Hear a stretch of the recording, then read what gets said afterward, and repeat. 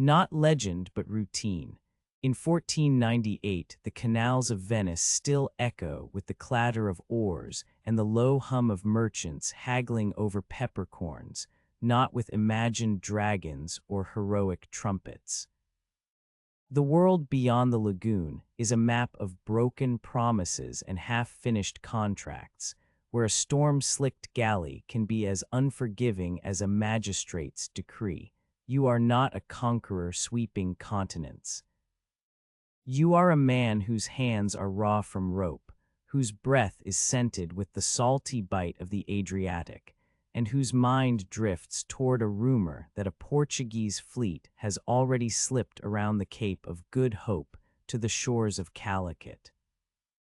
The irony is that while the Doge preaches patience, your own patience is already worn thin by the endless wait for spices that travel more by the sword than by the wind.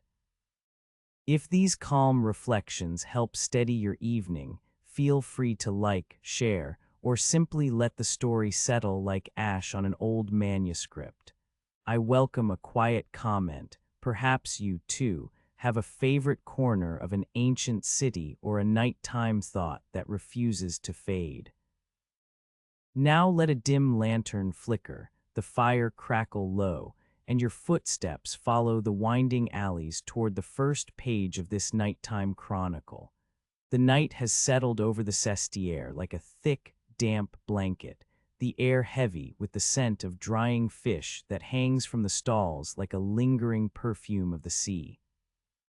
You linger beside the Fondaco dei Tedeschi, its stone facade darkened by the low light, the once bright shutters now mottled with the soot of countless lanterns. The lanterns sputter, their amber flames wavering in the gentle breeze that carries a faint brine from the lagoon, casting pools of gold on the uneven cobblestones. Shadows stretch long and thin, slipping between the cracks as if they were old stories trying to find a place to rest. A ragged chorus of merchants gathers nearby, their voices low, more a murmur than a market's clamor. They trade whispered news instead of goods, the way a fisherman might exchange a secret about a good catch for a piece of stale bread. Their faces are weathered, the lines on their cheeks deepened by years of bargaining under the watchful eyes of the Doge's men. One of them, a grizzled trader from Ragusa, leans close enough that his breath, tinged with the sharp bite of cheap wine, brushes the side of your cheek. He speaks in a hushed tone, as if the walls themselves might be listening, and mentions a Portuguese captain who has somehow found a route that bypasses the Ottoman-controlled. Levant. The name of the captain is lost in the wind, but the implication hangs in the air like a half-cooked broth, promising, yet still cooling. You recall the fall of Constantinople in 1453, the way the city's towers fell silent, and the Republic's memory still bears the scar of that night. The Spice Guild tightened its grip on pepper after the city fell, as if the loss of a capital could be compensated by a tighter hold on a single grain. The guild's merchants now count their ducats with a careful hand, their ledger pages as crisp as the dried herbs that line the shelves of the apothecary down the street. The rumor you have just heard feels like a new thread in a tapestry already frayed by war and commerce, a thread that might lead to a fresh pattern or simply become another knot in the fabric of Venetian intrigue. You tuck the notion into the pocket of your waistcoat, as neatly as you once tucked a stolen copper coin. The fabric of the coat is worn, the wool softened by years of use, the seam at the pocket slightly frayed where you have slipped many small things over the decades. The pocket itself is a small, dark cavity that seems to hold more than just objects. It holds the weight of possibilities, the quiet anticipation that settles in the chest like a tide waiting to rise. The act of tucking the rumor away feels ritualistic, a private acknowledgement that the world beyond the lagoon is shifting. Even if the city's canals remain as still as ever, the night deepens, and the lagoon's gentle lapping against the stone walls of the Fendaco seems to echo the quiet pulse of anticipation in your chest. Each small wave rolls in, retreats, and leaves a faint, cool trace on the stone, as if the water itself were breathing. You settle back onto the worn wooden bench that has supported countless merchants, sailors, and travelers over the centuries. The wood is smooth in places where the grain has been polished by countless hands, rough in others where the nail heads have been hammered out over time. The bench creaks softly under your weight, a sound that blends with the distant toll of a bell from a nearby church, its resonance traveling across the water and through the narrow alleys. Your eyes wander to the canal, where the water reflects the flickering lanterns like a field of fireflies caught in glass. The reflection is slightly distorted, the ripples turning the lights into wavering stars that seem to drift just beyond reach. The water's surface is a mirror for the sky, which is now a deep indigo, speckled with the first hints of constellations that have guided sailors for centuries.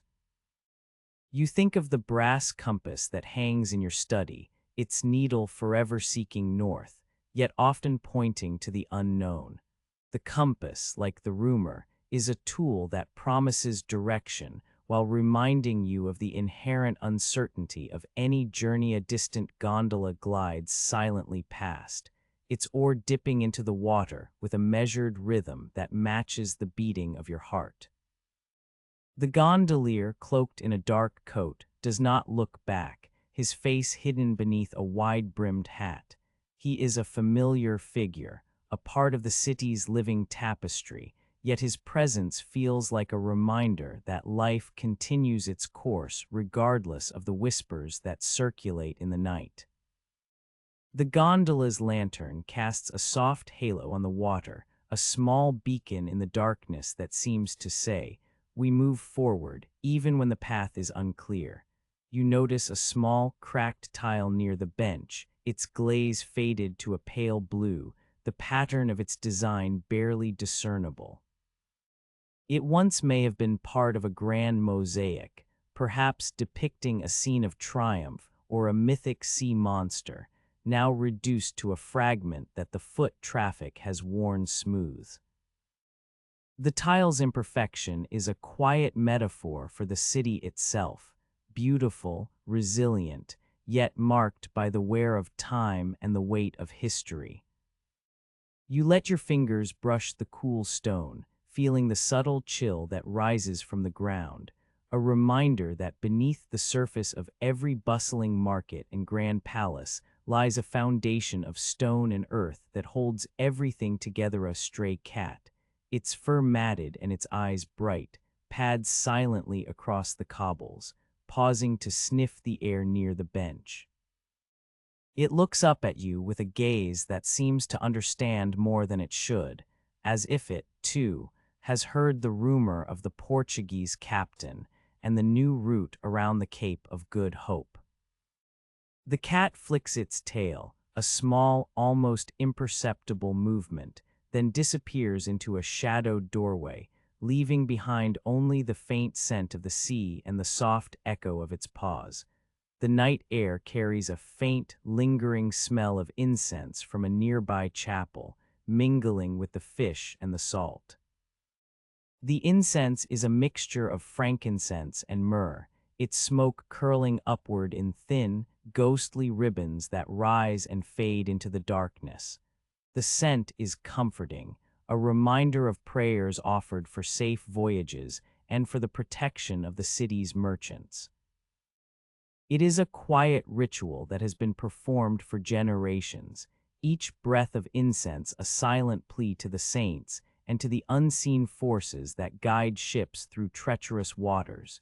You think of the guilds, of the merchants who have spent their lives counting ducats and negotiating contracts, of the sailors who have weathered storms and returned with their skins tanned by the sun and their eyes dulled by the spray. You think of the countless voyages that have left the lagoon's calm waters, each one a thread in the vast tapestry of trade that has made Venice a hub of the world. The rumor of a new route is a new thread, perhaps one that will be woven into that tapestry, perhaps one that will unravel a portion of it. The thought is both exhilarating and unsettling, like the feeling of standing at the edge of a cliff and looking out over a sea you have never seen. A soft rustle of fabric catches your attention as a woman in a modest dress passes by, her veil pulled low over her hair. She carries a basket of loaves, the crust still warm, the scent of fresh bread mingling with the night air. She nods politely, her eyes briefly meeting yours before she continues on her way, disappearing into the narrow lane that leads toward the Rialto. Her presence is a reminder that life continues, that daily chores and simple pleasures persist even as the world's trade routes shift and the winds of fortune chain. The lanterns sputter again, their flames flickering as if breathing in rhythm with the lagoon's gentle lapping. The amber pools on the cobblestones shift slightly, the light dancing on the wet stone, creating a pattern that seems to pulse with a quiet life of its own. You feel the steady rhythm of the water soothe the restless stirrings of curiosity within you, each small wave a soft percussion that steadies your thoughts.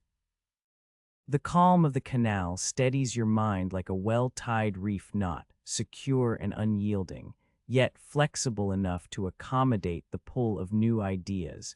You close your eyes for a moment, inhaling the mixture of fish, incense, and sea salt, exhaling slowly as the night's cool breath brushes your face. In the darkness, the city's sounds become a low hum, a lullaby that has echoed through centuries. The rumor of the Portuguese captain, the memory of Constantinople's fall, the tightening grip of the Spice Guild, all these swirl together, forming a quiet vortex of thought that settles gently in the pit of your stomach. Not as anxiety, but as a measured anticipation. When you open your eyes again, the night is still, the lagoon's surface smooth as polished glass, reflecting the faint glow of the lanterns and the distant stars that have guided countless sailors before you. The world feels both vast and intimate, a tapestry of stone, water, and whispered stories. You rise from the bench, the wood creaking softly under your weight, and take a final, lingering look at the Fendaco, its windows dark, its walls holding the secrets of merchants and the promise of new horizons. The night embraces you, the cool air wrapping around your shoulders like a soft cloak, and you feel the quiet pulse of the city align with the steady beat of your own heart. You turn away, stepping back onto the cobbles, each footfall a measured step toward the future, the rumor safely tucked in your coat. The first light of day slips through the narrow shutters of the apothecaries' shop, spilling a thin ribbon of pale gold across the packed earth floor. It lands on a mosaic of cracked tiles that have been mended over the years with the same careful patience you apply to a ledger of debts. The air inside is thick with the mingled aromas of dried rosemary, crushed myrrh, and a faint, ever-present tang of iron that seems to linger from the countless poultices prepared for the sick and the weary. A low hum of distant bells drifts from the canal beyond, their reverberations softened by the thick stone walls, as if the city itself is breathing in slow, measured sighs. You step over a wooden counter scarred by the weight of countless bottles, each one a tiny universe of glass, amber oil, and powdered herbs. The counter is a map in its own right, its surface etched with the faint outlines of spilled tinctures that have long since dried into a patina of brown. A single brass scale, polished to a muted sheen, rests near the edge, its pans balanced as if waiting for the next measured transaction. The shopkeeper, a man whose beard is patched together with bits of white wool like a quilt of age, looks up from a ledger that is half filled with the names of patrons and half filled with the names of ailments. His eyes, dark and steady, flicker with a quiet amusement as you approach. He gestures you toward a small table near the back, where a fresh sheet of vellum lies unrolled, its surface still warm from the candle that has been left to burn low in the corner. The vellum is thin enough that you can feel the faint grain of the animal skin beneath your fingertips, a reminder that even the most delicate of documents are born of living things. Ink dark as the night you spent beside the Fundaco has been laid upon it in careful, tentative strokes. The sketch is of a coastline you have never seen on the familiar Cartographia Pisana that hangs in the public library, a map whose edges are frayed from the hands of countless scholars. Here, the landmass curves in a gentle arc, a peninsula that juts outward like a finger pointing toward the unknown. At its far side, a name is written in a hand that trembles slightly with the excitement of discovery. Candlelit, the lines are not the confident, bold strokes of a seasoned cartographer. They are the hesitant, exploratory marks of someone who has perhaps never set foot on the soil they are drawing. Faint arrows snake from the tip of the peninsula, looping around a point that the sketch labels Cape of Good Hope. The arrows suggest a passage that skirts the southernmost tip of Africa, a route that many in the market stalls still whisper about as a myth, a story told to children to keep their eyes on the horizon.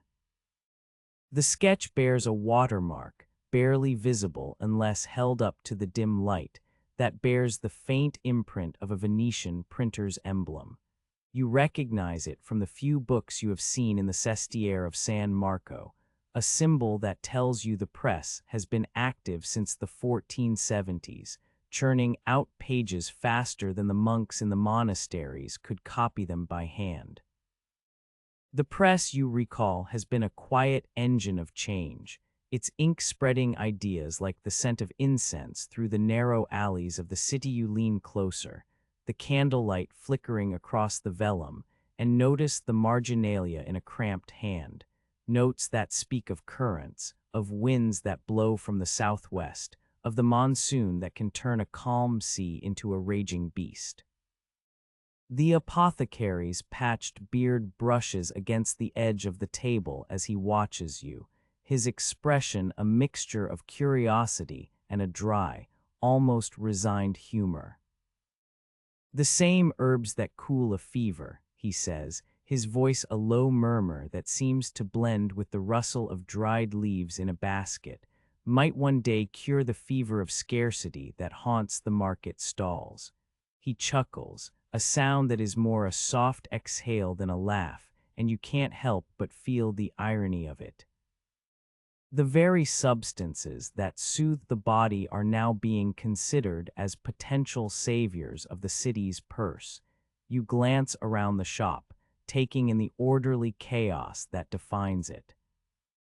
Shelves line the walls, each one holding rows of glass bottles sealed with corks that have been replaced countless times. Some bottles contain powders that have settled into a fine, almost metallic dust. Others hold oils that glisten like liquid amber when the candlelight catches them. A small wooden box sits near the counter, its lid slightly ajar, revealing a collection of dried lavender buds that have been pressed flat, their scent still faint but unmistakable. The lavender, is prized not only for its calming fragrance, but also for its supposed ability to ward off the restless thoughts that plague sailors on long voyages. You think of the nights you have spent on the lagoon, the water's gentle lapping echoing the rhythm of a heart that refuses to settle, and you wonder if a whiff of lavender could ever truly quiet that inner tide.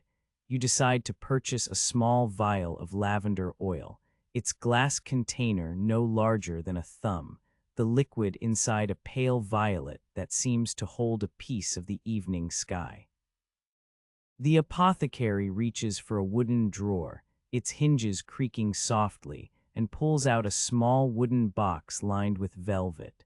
He selects a vial, its cork sealed with a thin strip of wax that bears the faint imprint of his own initials, a personal touch that makes the transaction feel less like a trade and more like a passing of a quiet trust. He places the vial on the counter, and you hand him a few ducats, the coins cold against your palm, their edges worn smooth from years of circulation. The exchange is brief, the words few, but the weight of the moment lingers like the aftertaste of a bitter herb. You slip the vellum sketch into the satchel that hangs at your side, feeling the thinness of the parchment against the leather, a promise that seems to pulse with each breath you take. The satchel's interior is lined with a soft, dark fabric that has absorbed the scent of many journeys, salt, smoke, the faint perfume of distant markets. As you tuck the vellum inside, you notice a small, folded piece of paper tucked beneath it, a hastily written note in a cramped hand. For the captain's eyes only. The note is anonymous, its author unknown, but the implication is clear. This map, this route, is meant for those who dare to navigate beyond the familiar waters of the Adriatic. You pause for a moment, allowing the quiet of the shop to settle around you. The candle flame dances, casting elongated shadows that stretch across the floor like the long fingers of a memory reaching back to the night beside the fendaco. The apothecary watches you with a steady gaze, his eyes reflecting the soft glow, as if he can see the thoughts that churn beneath the surface of your mind. You think of the fall of Constantinople in 1453, a scar that still aches in the collective consciousness of the Republic, and of how the Spice Guild tightened its grip on pepper after that loss, hoarding the spice as if it were a lifeline. The rumor of a new route, whispered in the night, now takes shape before you in ink and vellum, a half-cooked broth of possibility that you can almost taste. A soft wind slips through the cracked window, carrying with it the distant clatter of a market square and the faint scent of fresh bread being pulled from a wood-fired oven. The sound is a reminder that life continues beyond the walls of this modest shop, that the city's pulse beats on in the rhythm of merchants haggling, of children laughing, of gondoliers coaxing their boats through the misty canals. You feel the pull of that rhythm, a gentle tug that urges you forward, even as the map in your satchel whispers of distant horizons. You turn to leave, the bell above the door giving a muted chime as you push it open. The cold morning air greets you, a crispness that sharpens your senses and clears the lingering fog of sleep. The streets of Venice are already stirring. A few early risers shuffle past, their cloaks damp from the night's mist, their faces half hidden behind scarves. The canal reflects the pale sky, its surface a mirror that captures the silhouettes of the surrounding buildings, their arches and balconies softened by the early light. You walk slowly, the weight of the satchel against your hip a steady reminder of the responsibility you now carry. As you make your way toward the bustling market, the lavender oil rests safely in your pocket, its scent faint but present, a quiet companion for the journey ahead. The sketch of Calicut, the tentative arrows pointing toward the Cape of Good Hope, and the anonymous note all sit together, a trio of secrets that feel both fragile and formidable. You think of the apothecaries' chuckle, the dry humor in his words about herbs curing scarcity, and you allow a small, almost imperceptible smile to form on your lips. It is a smile that acknowledges the absurdity of a world where a merchant's hope can be captured on a piece of vellum, where a single vial of oil can hold the promise of calm amidst the chaos of the city's rhythm continues around you, a low, steady hum that seems to echo the beating of your own heart. You pause for a moment at the edge of the canal, watching a lone gondola glide silently through the water, its oars moving in a slow, measured cadence. The gondolier, his face hidden beneath a wide-brimmed hat, hums a low tune that drifts across the water, a melody that feels as ancient as the stones beneath the city. In that moment, the world feels both vast and intimate, a tapestry of countless threads woven together by trade, by curiosity, by the quiet determination of those who dare to look beyond the familiar. You straighten your back, adjust the satchel on your shoulder, and step forward onto the stone-paved street, the weight of the map and the oil a comforting presence against the uncertainty of the road ahead. The morning light grows brighter, the shadows recede, and the city awakens fully, its breath a soft, steady exhale that seems to carry you toward the horizon. With each step, you feel the calm resolve of a man who has listened to rumors in the night, who has examined a sketch in an apothecary's dim light, and who now moves forward with the quiet certainty that the sea, like the city, will keep its promises in its own measured way. The day unfolds gently, and the vaulted ceiling of the Sala del Consiglio arches above you like a silent witness to centuries of whispered deliberations.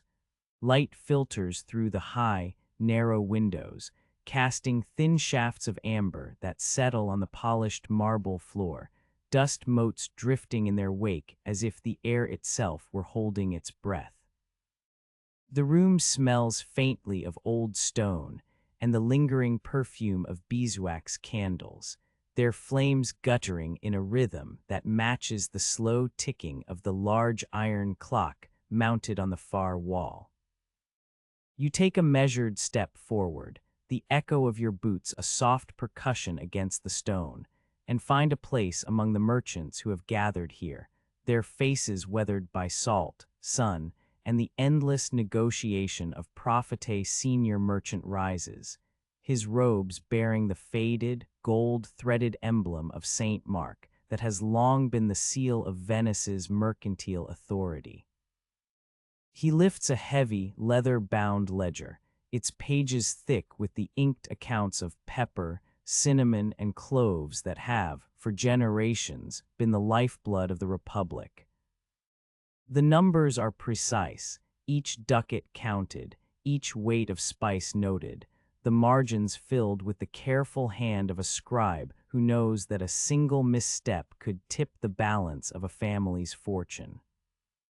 He pauses, his eyes scanning the room, and then, with a voice that carries the weight of tradition, he cites the Ordinance of 1310, the decree that granted Venice a monopoly over the eastern goods that once flowed through the Bosphorus and into the Grand Bazaar.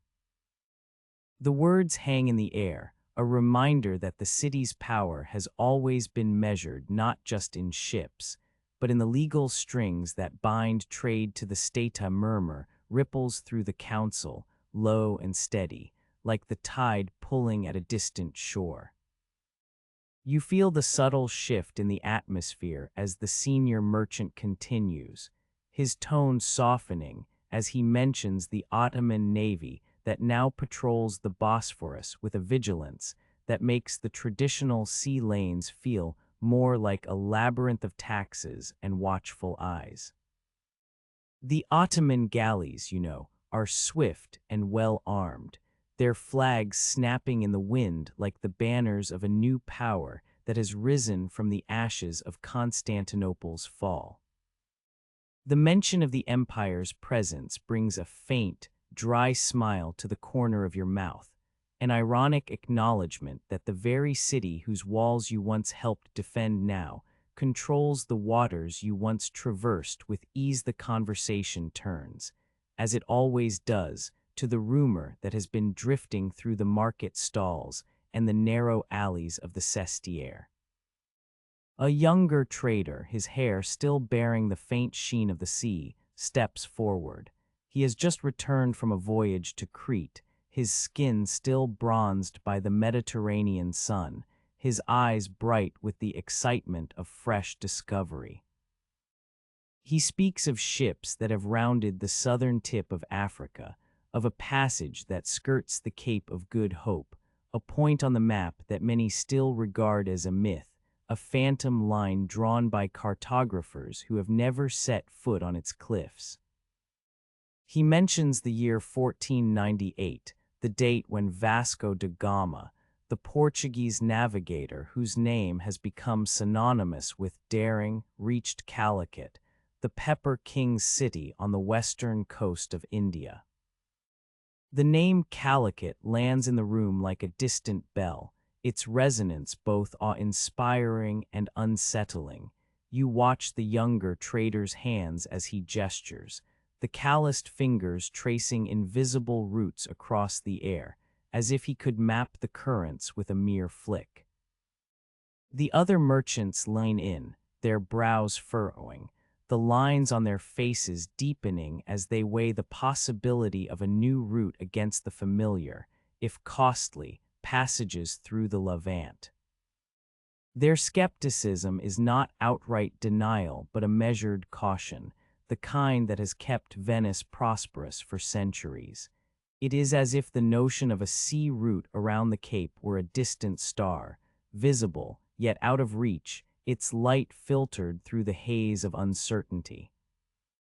The council's murmurs rise and fall like the gentle swell of the lagoon, each voice adding a layer to the collective contemplation. A soft rustle of parchment draws your attention to a marble bust of the Doge that stands in a niche near the far wall.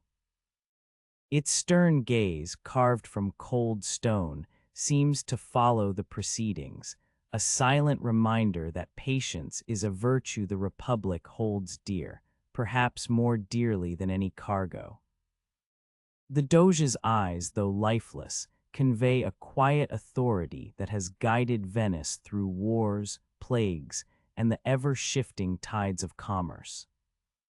You feel a faint echo of the promise you made to yourself in the night beside the Fendaco, the notion of a new route tucked into the pocket of your waistcoat like a stolen copper coin, small, metallic, and heavy with potential. The senior merchant, now more contemplative, lifts his gaze to the marble bust and then back to the ledger. He runs a finger along the edge of a page, the ink still fresh, the numbers still crisp. If the Portuguese have indeed found a passage, he says, his voice low but steady, then the price of pepper may fall, and the ducats we spend on Ottoman levies could be redirected. He pauses, allowing the weight of his words to settle. The room remains hushed, the only sound the faint ticking of the clock, each tick a reminder that time, too, is a commodity in this trade. A quiet chuckle escapes you, barely audible, as you consider the irony of the situation. Here in the heart of Venice, the men who have spent lifetimes navigating the intricate bureaucracy of the Council of Ten now find themselves listening to tales of Portuguese daring, of ships that have braved unknown waters, of a kingdom that has reached the very edge of the known world. The contrast is almost comical, if not for the seriousness that underlies every exchange. Yet the humor is gentle, a dry smile that acknowledges the absurdity of a city built on careful calculation, now being tempted by the boldness of a distant nation. You feel the subtle shift in the room's energy as the younger trader concludes his account. He mentions that the Portuguese ships have returned with spices that command high prices, that their voyages have been funded by the crown, and backed by a new wave of capital that seems eager to challenge the old order. He does not speak of war nor of conquest, but of commerce, a language that all present understand. The senior merchant nods, his eyes narrowing not in suspicion but in thoughtful appraisal. He turns to the ledger once more, his finger tracing the line of a price that has risen steadily over the past years, a line that now seems poised to bend, perhaps even to fall, if a new source of pepper can be tapped. The council's discussion drifts toward logistics. The younger trader speaks of the need for sturdy vessels capable of withstanding the tempestuous waters of the Cape, of the importance of fresh provisions for a journey that could last months, of the necessity of reliable navigation tools, compasses, astrolabes, and the ever-essential knowledge of the stars. He mentions the possibility of establishing a small outpost on the African coast, a foothold that could serve as a resupply point for future voyages. The idea is both practical and daring, a blend of the familiar Venetian penchant for trade stations and the new, uncharted ambition of the Portuguese.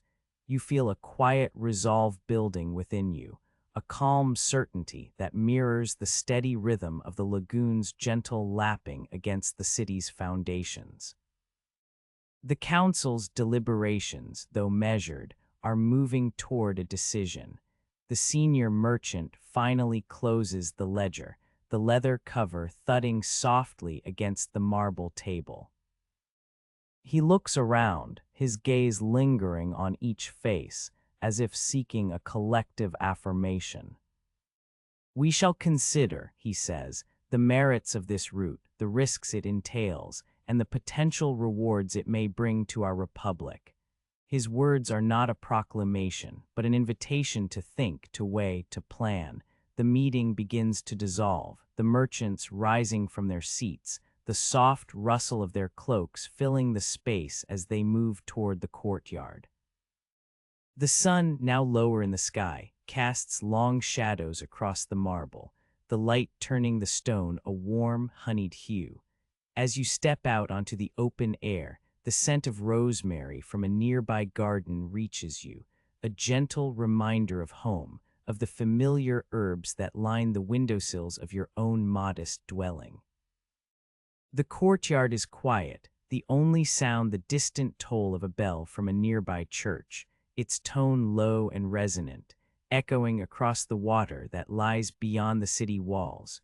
You pause for a moment, feeling the cool stone beneath your boots, the weight of the decisions made within those vaulted walls settling upon you like a soft blanket.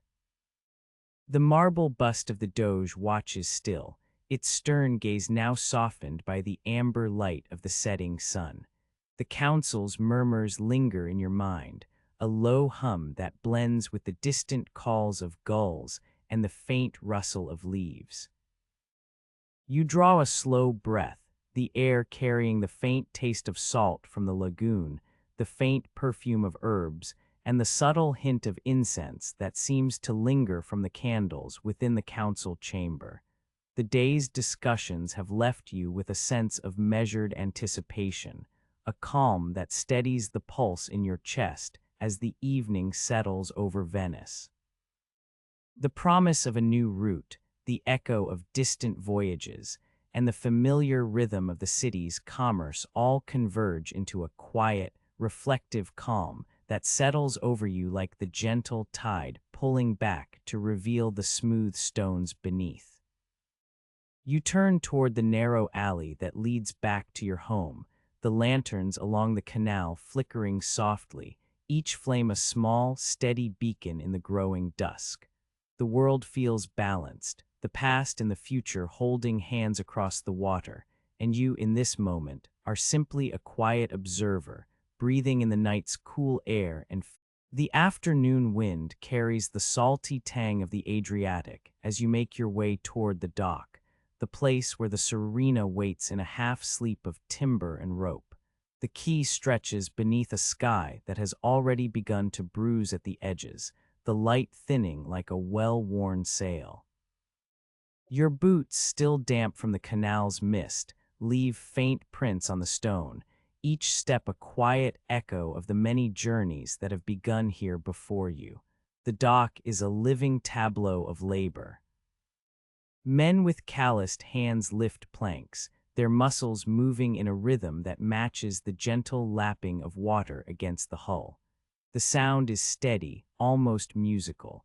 A low percussion that steadies the breath. The Serena herself is a sturdy vessel of oak, her hull scarred by years of Mediterranean trade.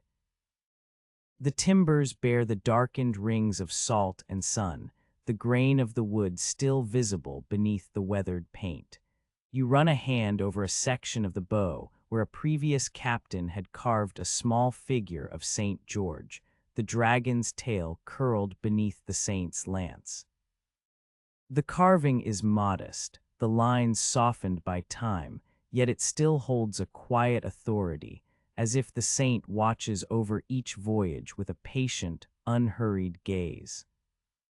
Beneath the carving you notice a thin scroll of parchment, its edges frayed, the ink faded but legible. It is a prayer, a simple plea for safe passage, the words looping like the gentle curve of the ship's keel. You fold the scroll back into its place, feeling the faint scent of incense that has long since settled into the wood. A brass compass rests on a wooden crate nearby, its case polished by generations of hands. It was a gift from your father, a relic from a previous voyage to the Levant, its needle still jittering with the same indecisive spirit you sometimes feel when the wind shifts.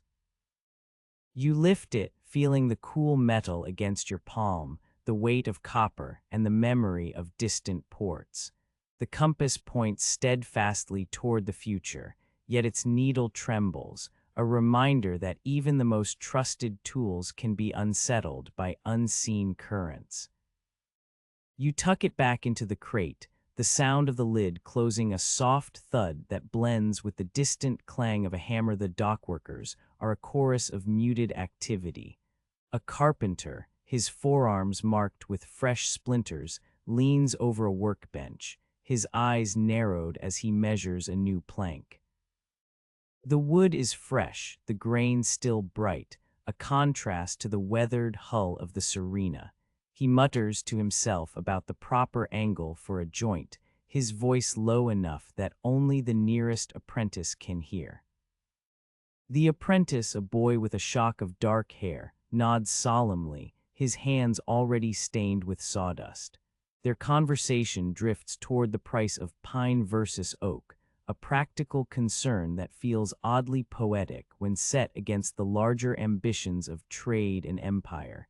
You assign the carpenter to reinforce the deck, his task simple yet essential. The deck has borne the weight of cargo, the tread of countless feet, and the occasional splash of rain. A few planks have begun to loosen, their nails rusted by the sea's breath. You watch as he lifts a heavy board, the wood creaking under its own history, and set it upon the deck. He taps it with a mallet, each strike a measured beat, the sound resonating through the hull like a heartbeat. The rhythm is steady, a reminder that even the smallest repairs contribute to the ship's overall strength. The cook, a stout man with a perpetual smile that never quite reaches his eyes, moves toward the galley's small stove. He begins to prepare salted pork, the meat thick and dark, the fat glistening under the flickering light of a nearby lantern. The scent of curing salt rises, sharp and familiar, mingling with the brine that clings to the air. He hums a low tune, a melody that has accompanied many meals on the water, its notes as unassuming as the broth he will later stir. You notice a small, dented copper pot hanging from a hook, its surface pitted from years of use. It is the same pot that once boiled fish broth for a crew that returned from the Levant with empty bellies and full pockets. The irony is quiet. A vessel that once carried spices now carries the simple sustenance that keeps a crew alive. The quartermaster, a wiry man with a scar that runs the length of his left cheek, a souvenir from a rope burn on a previous voyage, takes inventory of the stores. He counts barrels of wine, their dark liquid sloshing gently as the ship sways. He checks the sacks of dried figs, their leathery skins cracked but still sweet, a staple that has sustained travelers since the Roman era. He notes the quantity of hardtack, the brittle biscuits that have fed sailors through sieges and storms alike. His ledger is meticulous, each entry written in a tight hand, the ink dark against the parchment. He pauses occasionally, his eyes scanning the horizon, as if the distant line where sky meets sea might offer clues about the supplies he must gather. A small group of seasoned men gathers nearby, each bearing the familiar signs of a life at sea. One has a rope burn scar that curls like a question mark on his forearm. Another wears a weather-worn hat perched crookedly, its brim frayed from countless gusts. Their faces are lined with salt and sun, the skin hardened like the oak of the hull. They exchange quiet words, their voices low enough that only the wind can carry them away. One of them, a man named Marco, whose beard is patched with white, chuckles softly as he recalls a recent encounter with a merchant who tried to sell miracle rope made of silk. The irony is not lost on you. The promise of strength in a material that would dissolve at the first strain. The chuckle is brief, a dry smile that fades as quickly as the wind shifts. You pause near the stern, where a small prayer scroll is tucked beneath a carving of St. George. The parchment is faded, the ink smudged by time, yet the words remain legible. May the winds be gentle, the seas calm, and the return swift. You trace the letters with a fingertip, feeling the roughness of the paper, a tactile reminder of the countless prayers whispered on decks like this. The scroll is a quiet anchor, a piece of faith that has survived more voyages than any living crew member. You fold it back into its place, the act a small ritual that steadies your thoughts. The sun begins its slow descent, casting elongated shadows across the water's surface. Lanterns along the quay flicker to life, their amber glow spilling onto the wet stone, turning puddles into mirrors that reflect the sky's bruised colors. The light catches the polished brass of the compass, the copper of the pot, the iron of the nails, each surface a brief flash of history. The shadows dance across the Serena's hull, tracing the lines of the ship as if drawing a map of the journey that lies ahead. The gentle creak of the ship's timbers becomes a lullaby, the sound of wood settling into its place, a soft assurance that the vessel is ready. You stand a moment longer, feeling the cool breeze brush against your cheek, the scent of the sea mingling with the faint aroma of the lavender oil you purchased at the apothecary. The oil sits in a small glass vial, its scent a calming presence that will later soothe nerves on restless nights. The vial is light, its glass thin, the liquid within catching the lantern light like a captured sunrise. You think of the sketch you slipped into your satchel earlier, the tentative lines of a distant coastline, and wonder how the Serena will one day trace those very contours. The dock is alive with the low murmur of voices, the occasional clank of metal, the soft splash of water against the hull. Yet beneath the activity there is a steady pulse, a rhythm that matches the beating of your own heart. The preparation is not a grand spectacle. It is a series of small, deliberate actions, each one a thread woven into the larger tapestry of the voyage. The ship, the crew, the supplies, all are pieces of a quiet resolve that settles over you like a well-tied reef knot. As the last lantern is lit and the final plank secured, you step back to take in the scene. The Serena rests now, her hull steady, her deck repaired, her provisions stocked. The wind has softened, the water's surface smooth as glass, reflecting the muted colors of the evening sky. You feel a calm settle into your chest, a quiet certainty that the ship is ready, that the crew is ready, that the journey ahead, though unknown, is anchored in the careful work of this afternoon. The dock fades into the background, its sounds dimming like a distant hymn, and you allow the stillness to fill you, a gentle tide of contentment washing over the anticipation that once churned within. The night's first stars appear, pale points of light that seem to watch over the Serena with a patient, unhurried gaze, and you breathe out. The evening settles over Piazza San Marco like a soft sigh, the stone of the great square cooling beneath the waning sun. The air carries the faint perfume of sea salt mingled with the lingering incense from the nearby churches, a quiet reminder that the lagoon never truly sleeps. You find yourself standing before the western facade of the basilica, its marble columns rising in solemn rows, each one worn smooth by centuries of footsteps. The golden mosaics that crown the interior catch the last rays of light, scattering tiny flecks of amber across the polished floor as if 1,000 tiny lanterns were trapped within the glass. Their images of Saint Mark, winged and serene, seem to watch you with a patient, almost knowing gaze your wife approaches from the shadow of the campanile, her modest linen gown brushed by a gentle breeze that lifts the hem just enough to reveal the simple, sturdy shoes she wears. In her hands she cradles a small bundle, the edges of the fabric peeking out like the first hints of a tide. You recognize the hand-woven shawl at once, its warp and weft dyed in the deep, indigo blue of the lagoon at night, the pattern a subtle interlacing of wave and reed.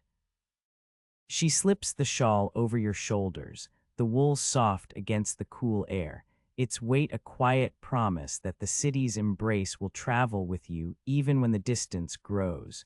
She pauses, her eyes meeting yours for a moment that feels stretched by the weight of unspoken words.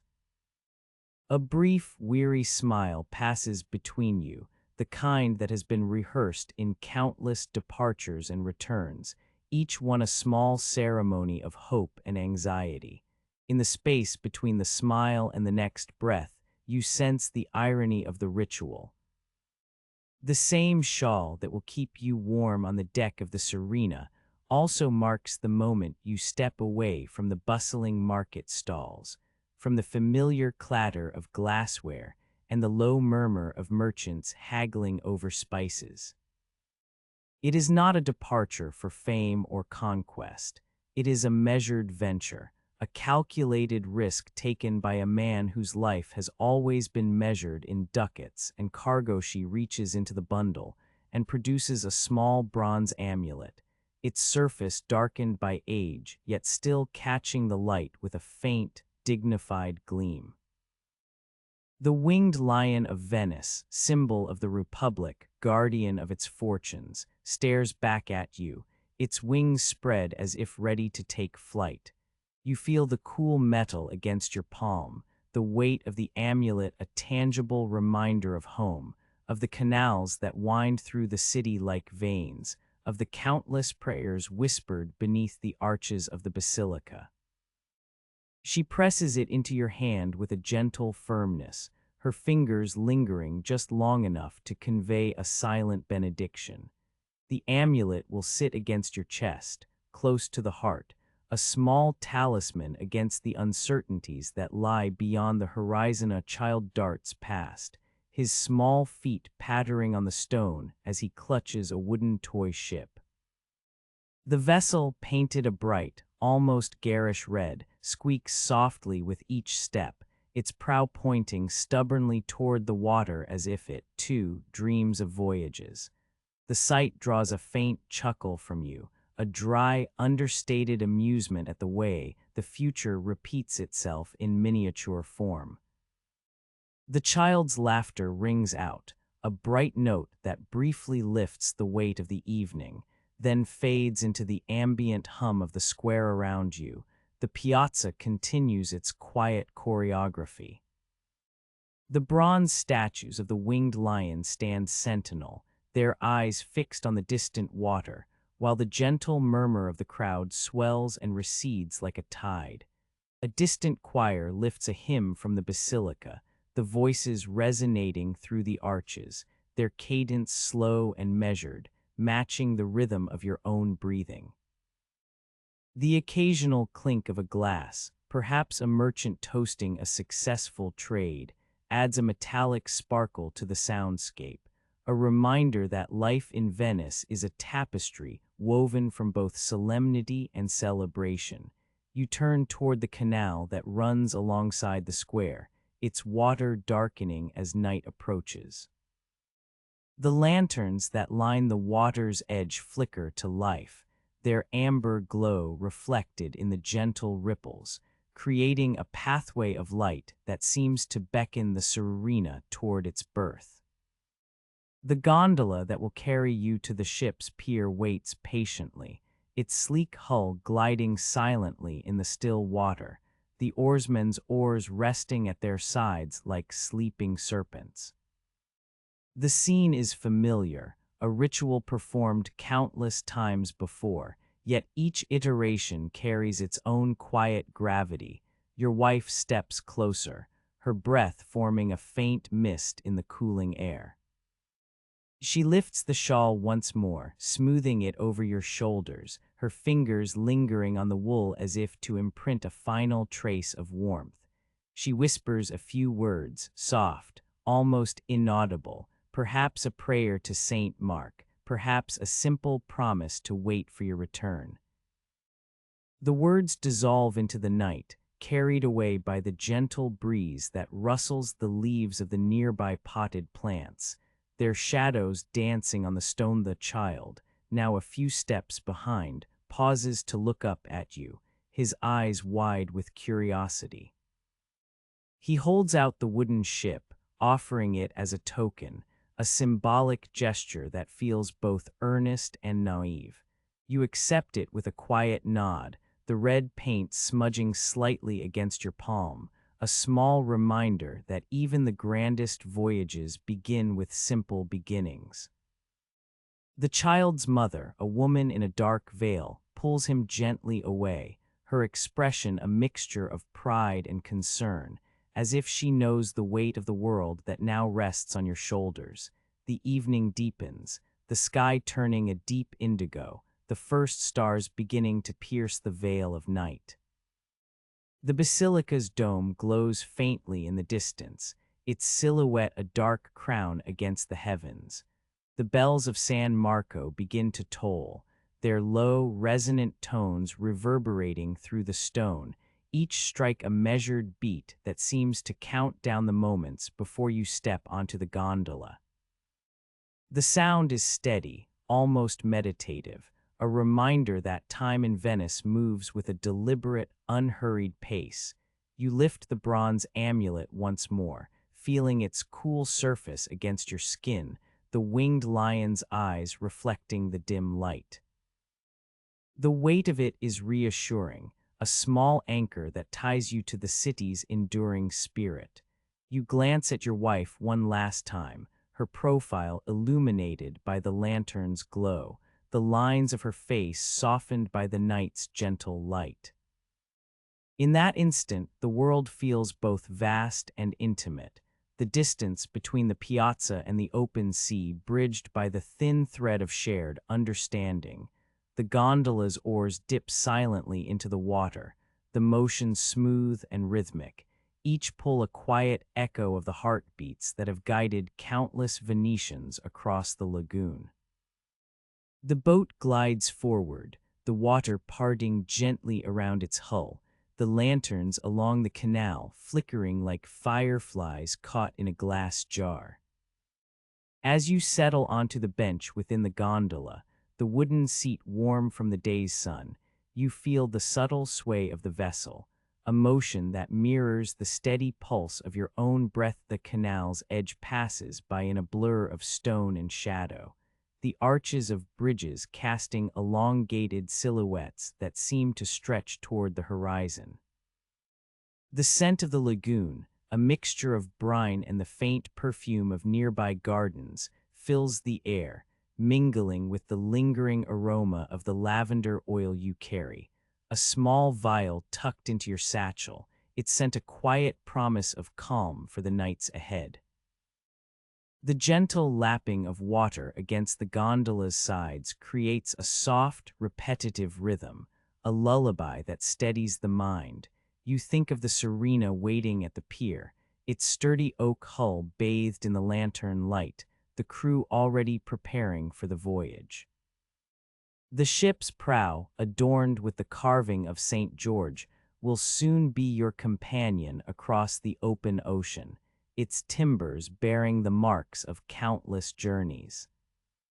The thought of the ship's familiar creak, the smell of seasoned wood, and the sound of the crew's low prayers brings a subtle smile to your lips, a quiet acknowledgement that the unknown ahead is not faced alone. The gondola slows as it approaches the pier, the Serena looming ahead, its silhouette a solid, reassuring presence against the dark water. The crew steps onto the dock, their faces illuminated by the lanterns, each one bearing the signs of a life spent at sea. Calloused hands, weather-worn hats, eyes that have watched both storm and calm. They greet you with a nod, a wordless exchange that conveys respect and readiness. The captain, a man of few words, offers a brief salute, his gaze briefly meeting yours before turning to attend to the ship's rigging. You step onto the dock, the wooden planks cool beneath your feet, the sound of your own footsteps echoing softly in the night. The air is filled with the faint scent of smoked fish from nearby stalls, a reminder of the city's bustling markets that continue even as the day ends. The lanterns along the quay cast elongated shadows that dance across the water's surface, their light flickering like distant stars reflected in the lagoon. Your wife stands at the edge of the pier, the shawl still draped over your shoulders, her hand resting lightly on the bronze amulet now hanging from your neck. She watches you with a steady gaze, her expression a blend of quiet strength and tender concern. The child, now holding his wooden ship close, looks up at you with wide, admiring eyes, as if seeing a hero stepping into a story larger than any he could imagine. You bow your head briefly, a silent acknowledgement of the trust placed in you, the hopes that travel with you across the water. The moment stretches, held in the soft hush of the night, the only sounds the distant toll of the bells and the gentle lapping of the lagoon against the dock. The world feels hushed, as if holding its breath in anticipation of the journey that lies ahead. The Serena creaks softly as you step aboard, the familiar scent of seasoned timber and the faint hint of sea salt filling your nostrils. The crew welcomes you with quiet nods, their movements efficient and practiced, each task a small piece of the larger whole. You take your place at the helm, the brass compass in your hand catching the lantern light, its needle steady, pointing toward the unknown yet familiar direction of adventure. As the gondola recedes, the piazza fades into the distance, its marble statues and golden mosaics becoming silhouettes against the night sky. The lanterns along the canal continue to flicker, their glow a lingering reminder of the city you leave behind. You feel the gentle sway of the Serena beneath you, the ship's timbers responding to the subtle currents of the lagoon, guiding you toward the open sea. The night deepens, the stars emerging one by one, their cold light reflected on the water's surface, a silent chorus that watches over your departure. The wind carries a faint, cool breath from the Adriatic, brushing against your cheek, a soft caress that seems to whisper of journeys yet to come. You close your eyes for a moment, allowing the sounds, scents, and sensations to settle within you, each one a thread that weaves together the past you carry and the future you seek. When you open your eyes again, the horizon is a thin line where sky meets sea, a promise of distance and possibility. The Serena moves forward, her hull cutting through the water with a measured grace, the lanterns on deck casting a warm, amber glow that steadies the night.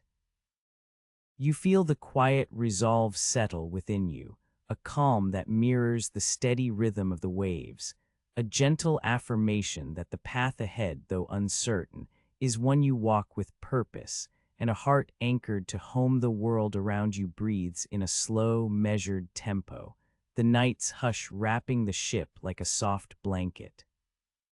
You settle into the rhythm of the sea, the gentle creak of the timbers and the distant toll of San Marco's bells fading into a distant memory, leaving only the present moment, a quiet, steady pulse that steadies your thoughts as the Serena glides onward. In this tranquil stillness, you find a peaceful accord between the life you leave behind and the voyage that lies ahead, and the first light of day spreads thin across the lagoon, a pink veil that lifts the mist from the water's surface and leaves the world in a soft focus. You step onto the Serena's deck, the worn oak boards giving a familiar sigh beneath your boots, as if the ship itself inhales the dawn and exhales a quiet welcome. The hull rocks gently, a slow, measured pulse that matches the rhythm of your own breathing, and you feel the familiar steadiness of timber and rope, of iron fittings that have known many tides. The crew is already at their stations, a handful of men moving with the practiced ease of those who have spent more nights at sea than on dry land. Their voices are low, murmuring prayers to St. George, the words slipping into the air like thin smoke that rises from the galley's hearth. The prayers are not grand, they are simple petitions for safe passage, for wind that fills the sails without tearing them, for a sea that does not turn hostile. Their cadence blends with the gentle slap of water against the prow, a sound that has become a lullaby you can hear even when you are far from home.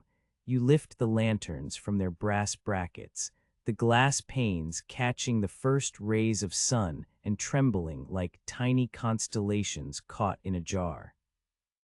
The flames flicker, casting amber pools that dance across the deck, their light reflected in the dark water like a handful of fireflies caught in a net. The lantern's glow is modest, not the bright blaze of a festival, but enough to mark the edges of the ship's wooden ribs, to outline the rigging that will soon be filled with wind. The Serena eases away from the quay, the ropes that held her fast to the dock slipping through the hands of the dockworkers with a soft, almost reverent sigh. The quay behind you is a line of low stone warehouses, their walls stained with salt and the soot of countless evenings spent loading and unloading cargo. The Rialto Bridge looms ahead, its arches still of timber and stone, the wooden deck creaking under the weight of merchants and pedestrians who have not yet felt the weight of the later stone arches that will one day dominate the skyline. The bridge is a reminder that even the most permanent of structures are, in this city, always in a state of becoming. The current pulls you forward, a subtle, steady tug that mirrors the beat of a heart at rest. The wind, cool and fresh, brushes against the sails, filling them just enough to guide you without urging you into haste. You watch the shoreline recede, the familiar silhouettes of warehouses, market stalls, and the bustling life of the sestiere fading into thin shadows. The warehouses, once full of barrels of wine, sacks of grain, and crates of glass, become dark rectangles against the pale water, their windows like closed eyes that have watched the city's fortunes rise and fall. Your mind drifts, as it often does at these moments, to the spice caravans that once crossed the deserts of Persia, to the merchants who bartered silk for gold on the streets of Alexandria. Those caravans moved slower than your ship now does, their camels trudging through dunes under a sun that seemed to burn the very air.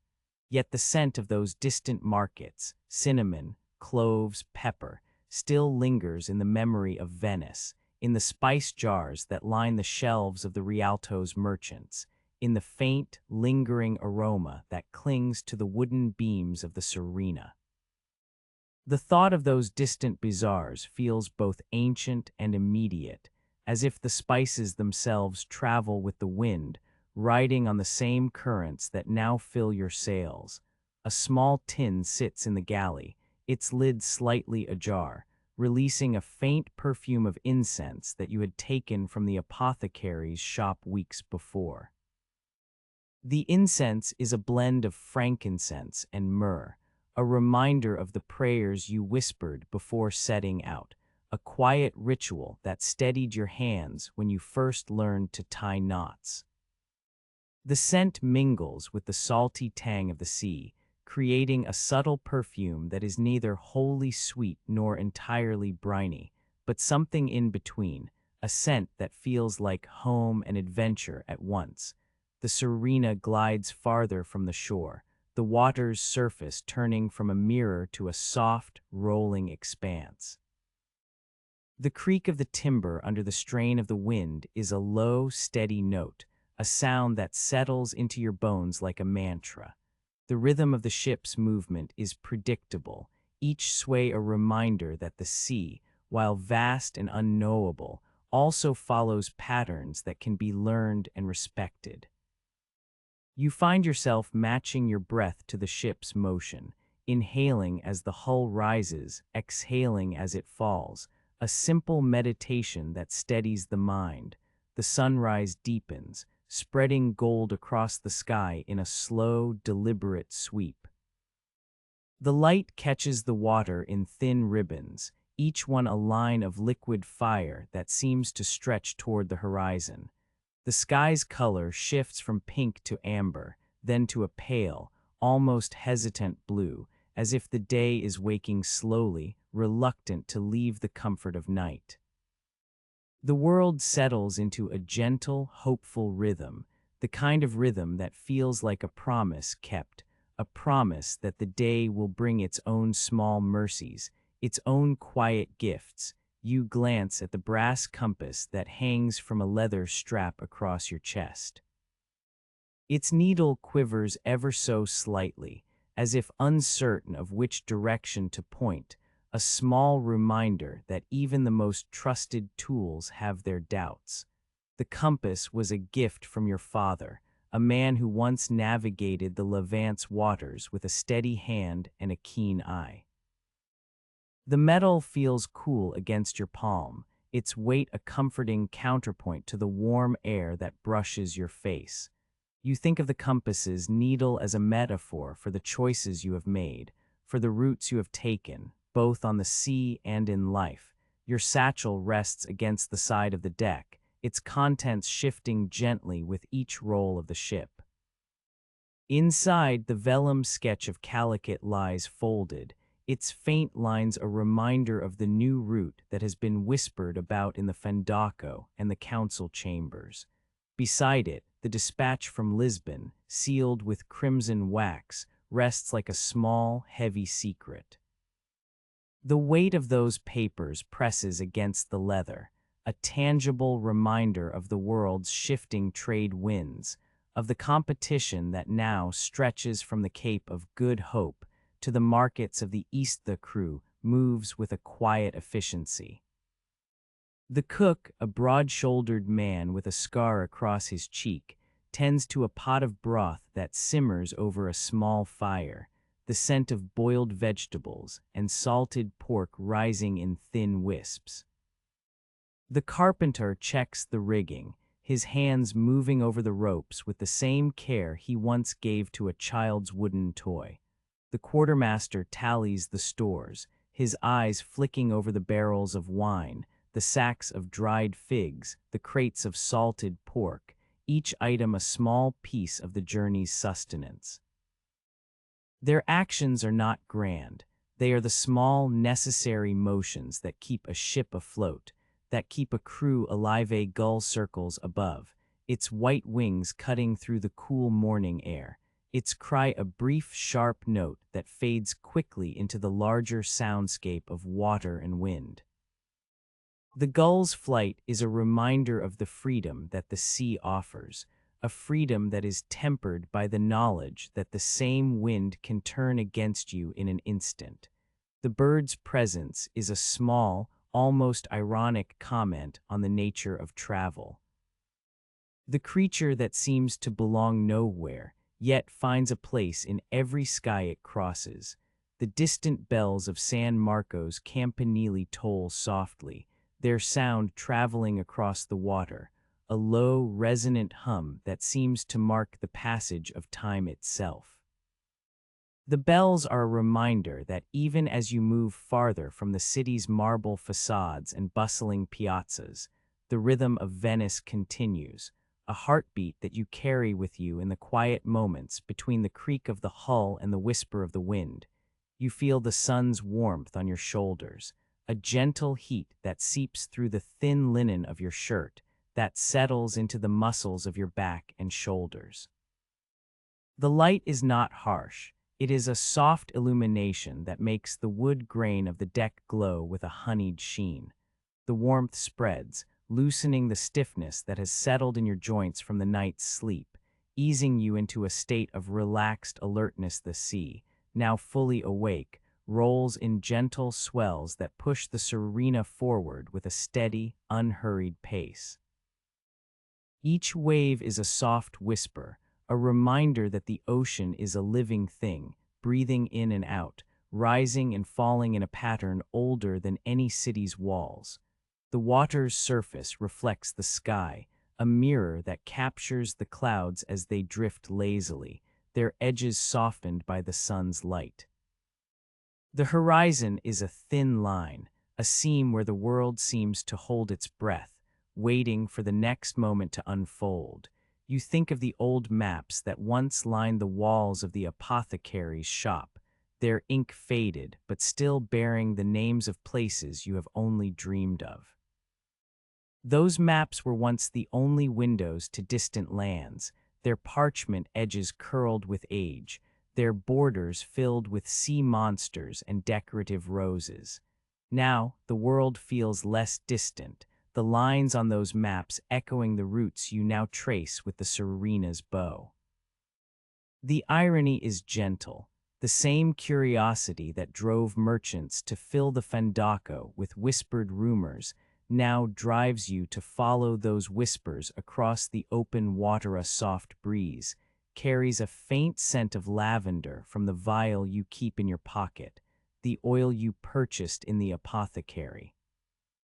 The scent is calming, a quiet balm that settles over the mind like a thin veil, easing the tension that can build even on the calmest of days.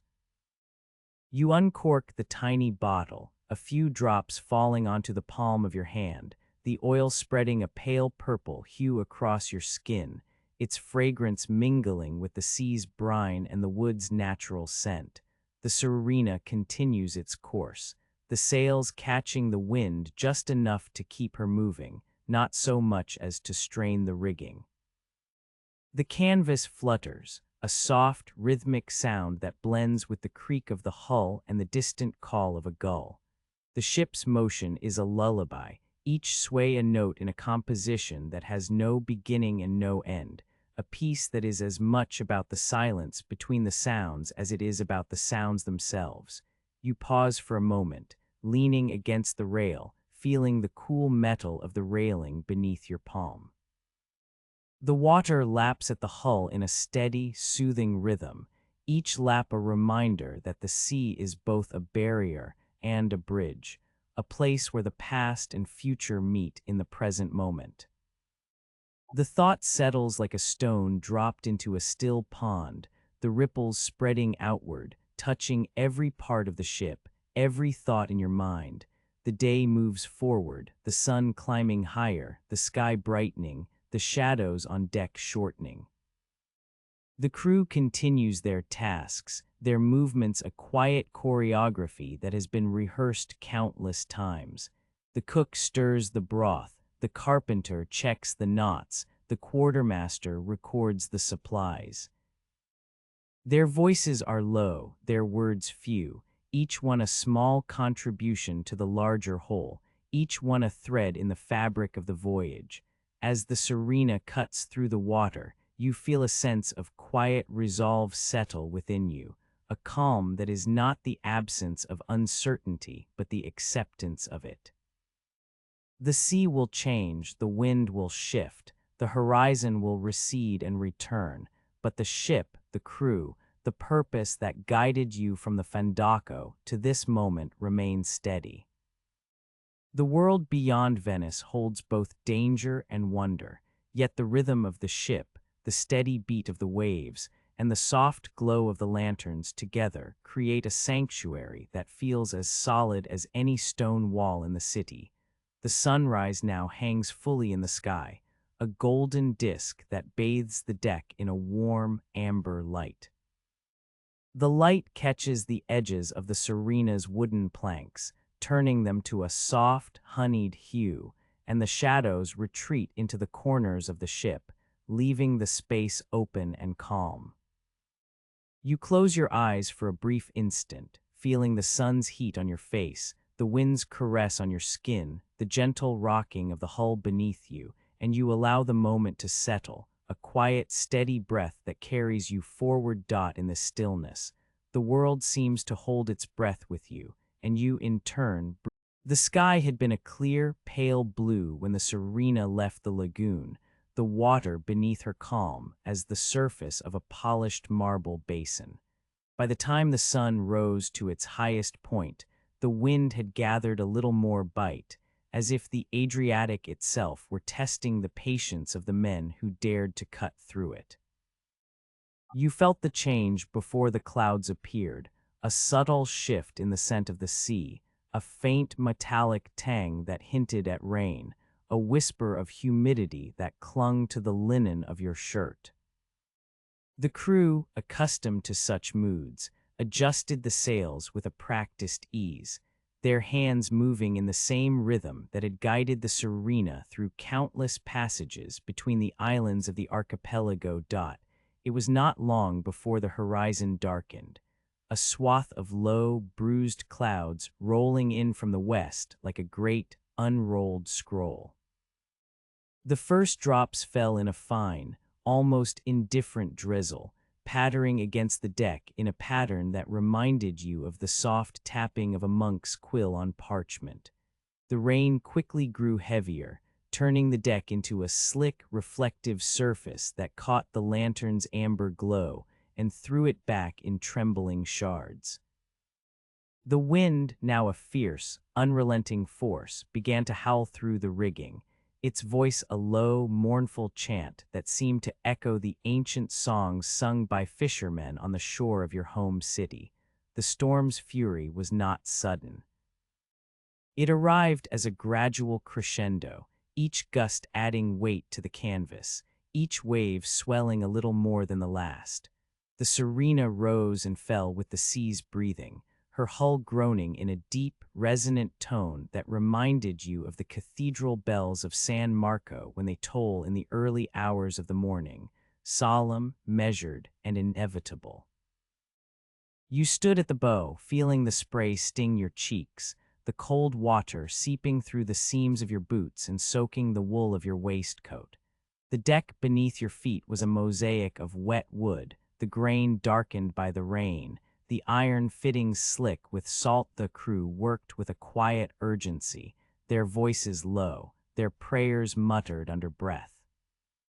"San Giorgio, protect us," they whispered, the name of the patron saint of sailors slipping from their lips like a prayer carried on the wind.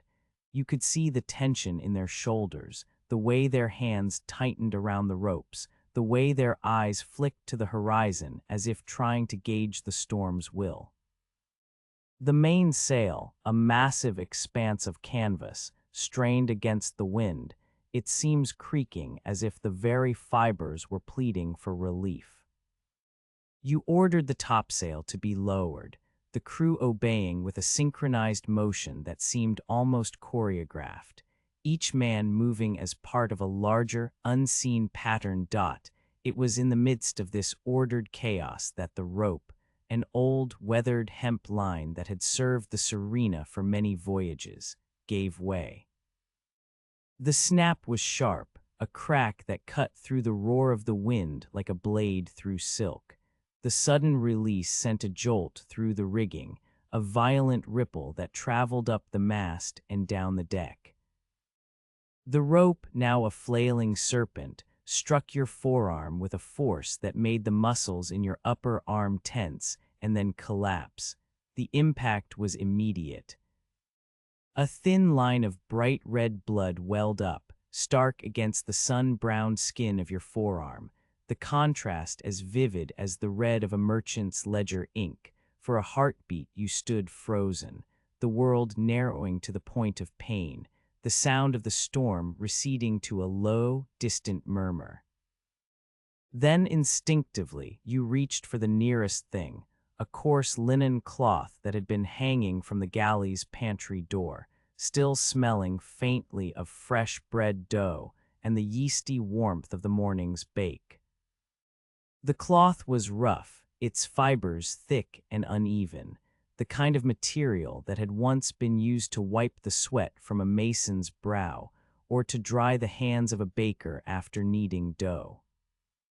You pressed it firmly against the wound, feeling the texture bite into the flesh, the linen's grit a stark reminder of the everyday labor that sustained the city's markets. The cloth soaked up the blood quickly, the red spreading across its surface like a spilled wine. You could hear the faint rustle of the fabric as it absorbed the life that had escaped your vein, a sound that seemed oddly soothing in the midst of the storm's howl. The crew, noticing your injury, moved closer, their faces illuminated by the lantern light, their eyes reflecting a mixture of concern and the hardened resolve that comes from years spent at sea. One of the younger men, his hands still calloused from years of hauling oars, produced a small, clean piece of linen from his own satchel, a habit he had picked up from the apothecaries' shop in Venice, where clean cloths were used to bind wounds and to wrap herbs for tinctures. You wrapped the fresh linen around the wound, securing it with a strip of hemp rope that you had taken from the ship's inventory. The rope, though coarse, held firm, its fibers interlacing with the linen in a way that felt both practical and symbolic, a binding of the wound and the ship's own resilience. The hemp scent, earthy and slightly bitter, rose to your nose, mingling with the salty tang of the sea and the faint perfume of lavender oil you kept in a small tin for moments of anxiety. The combination of smells created a strange, comforting perfume, as if the storm itself were trying to offer a balm. The storm continued its relentless assault for several more hours. Lightning split the sky in jagged white veins, each flash illuminating the deck for a brief, breath-stopping instant. In those moments, the faces of your men were revealed, eyes wide, mouths set, the lines of their faces deepened by the wind's bite. The thunder rolled like distant drums, a low, resonant beat that seemed to echo the heartbeat of the Serena herself. Yet, despite the chaos, the ship held. The hull flexed under the pressure of the waves, the wooden planks bending like the ribs of a great beast, but never breaking. The Serena's timbers, seasoned by years of Mediterranean trade, proved their worth, their seasoned oak resisting the sea's attempts to claim her. When the clouds finally began to thin, the rain softened to a gentle mist, and the wind lost its edge. The sea settled into a quiet, glassy calm.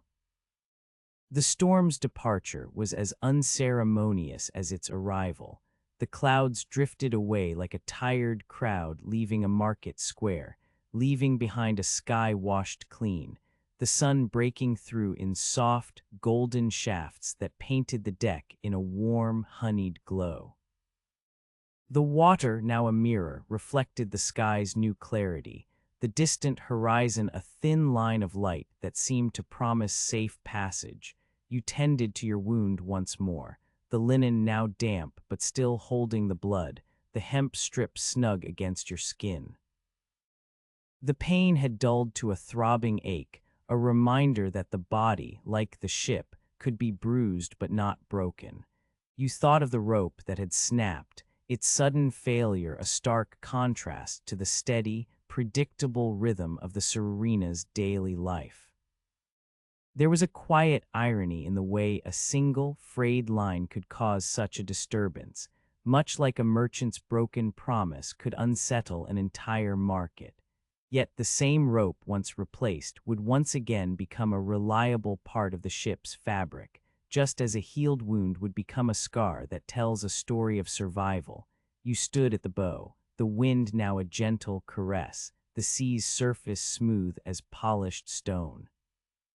The gulls, having taken shelter during the storm, now circled above, their cries high and clear, a melodic counterpoint to the soft creak of the ship's timbers.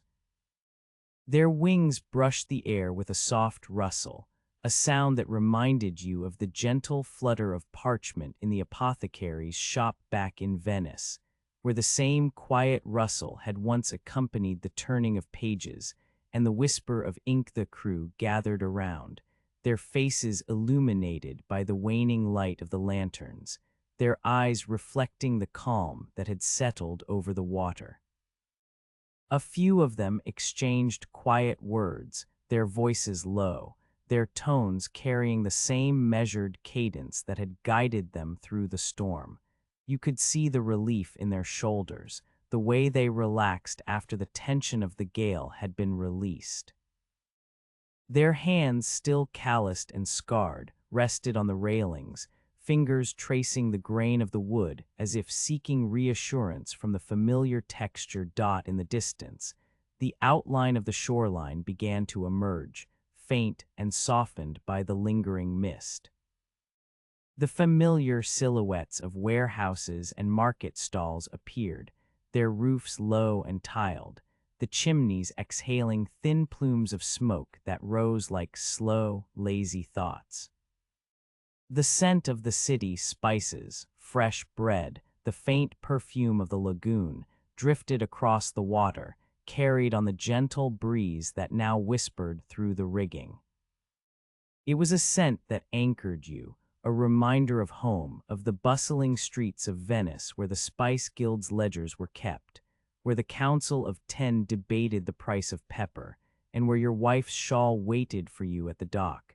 You felt the weight of the bronze amulet of the winged lion against your chest, its surface catching the last rays of the setting sun, a small, solid token of the city's protection. The amulet's cool metal pressed against your skin, a grounding presence that seemed to echo the steadiness you now felt within yourself.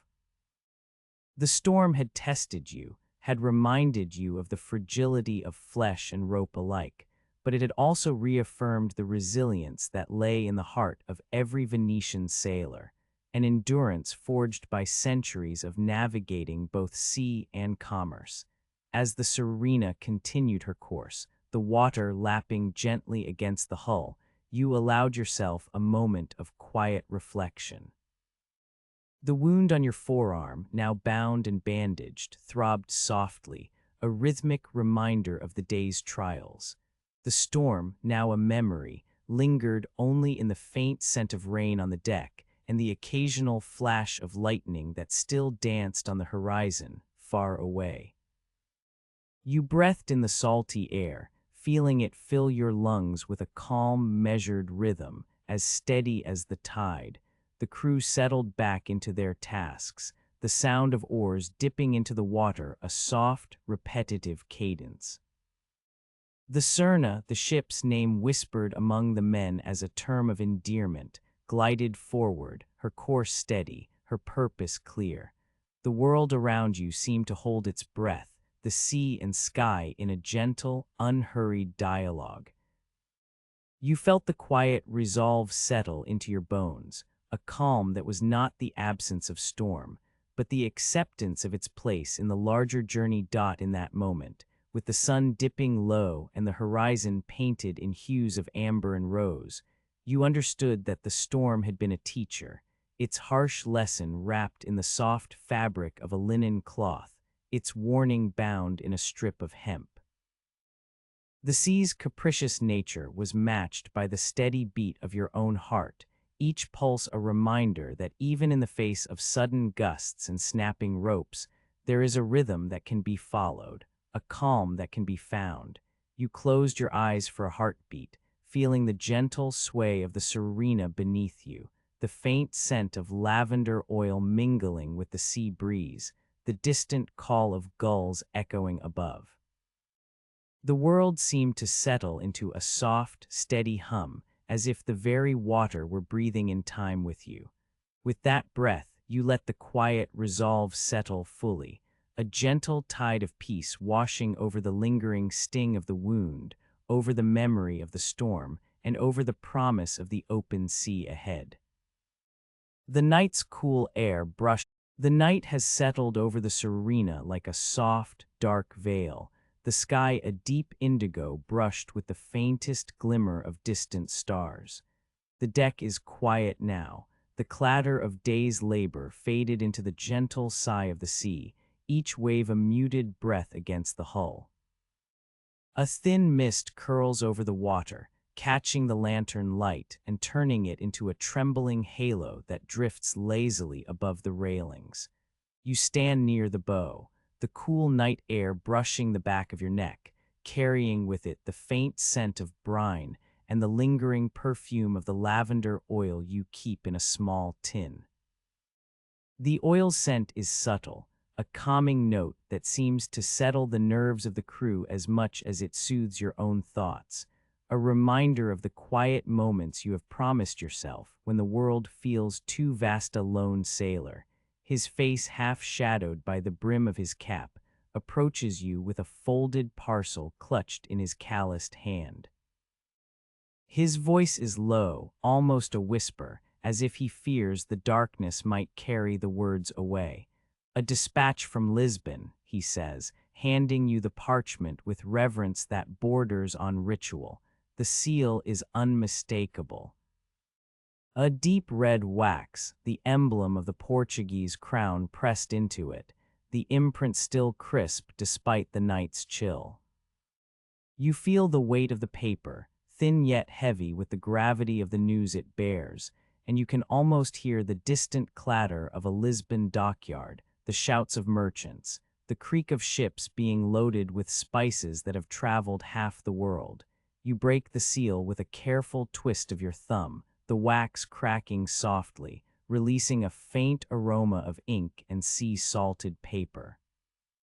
The script is neat, the ink a dark, almost black hue that has not yet faded despite the journey.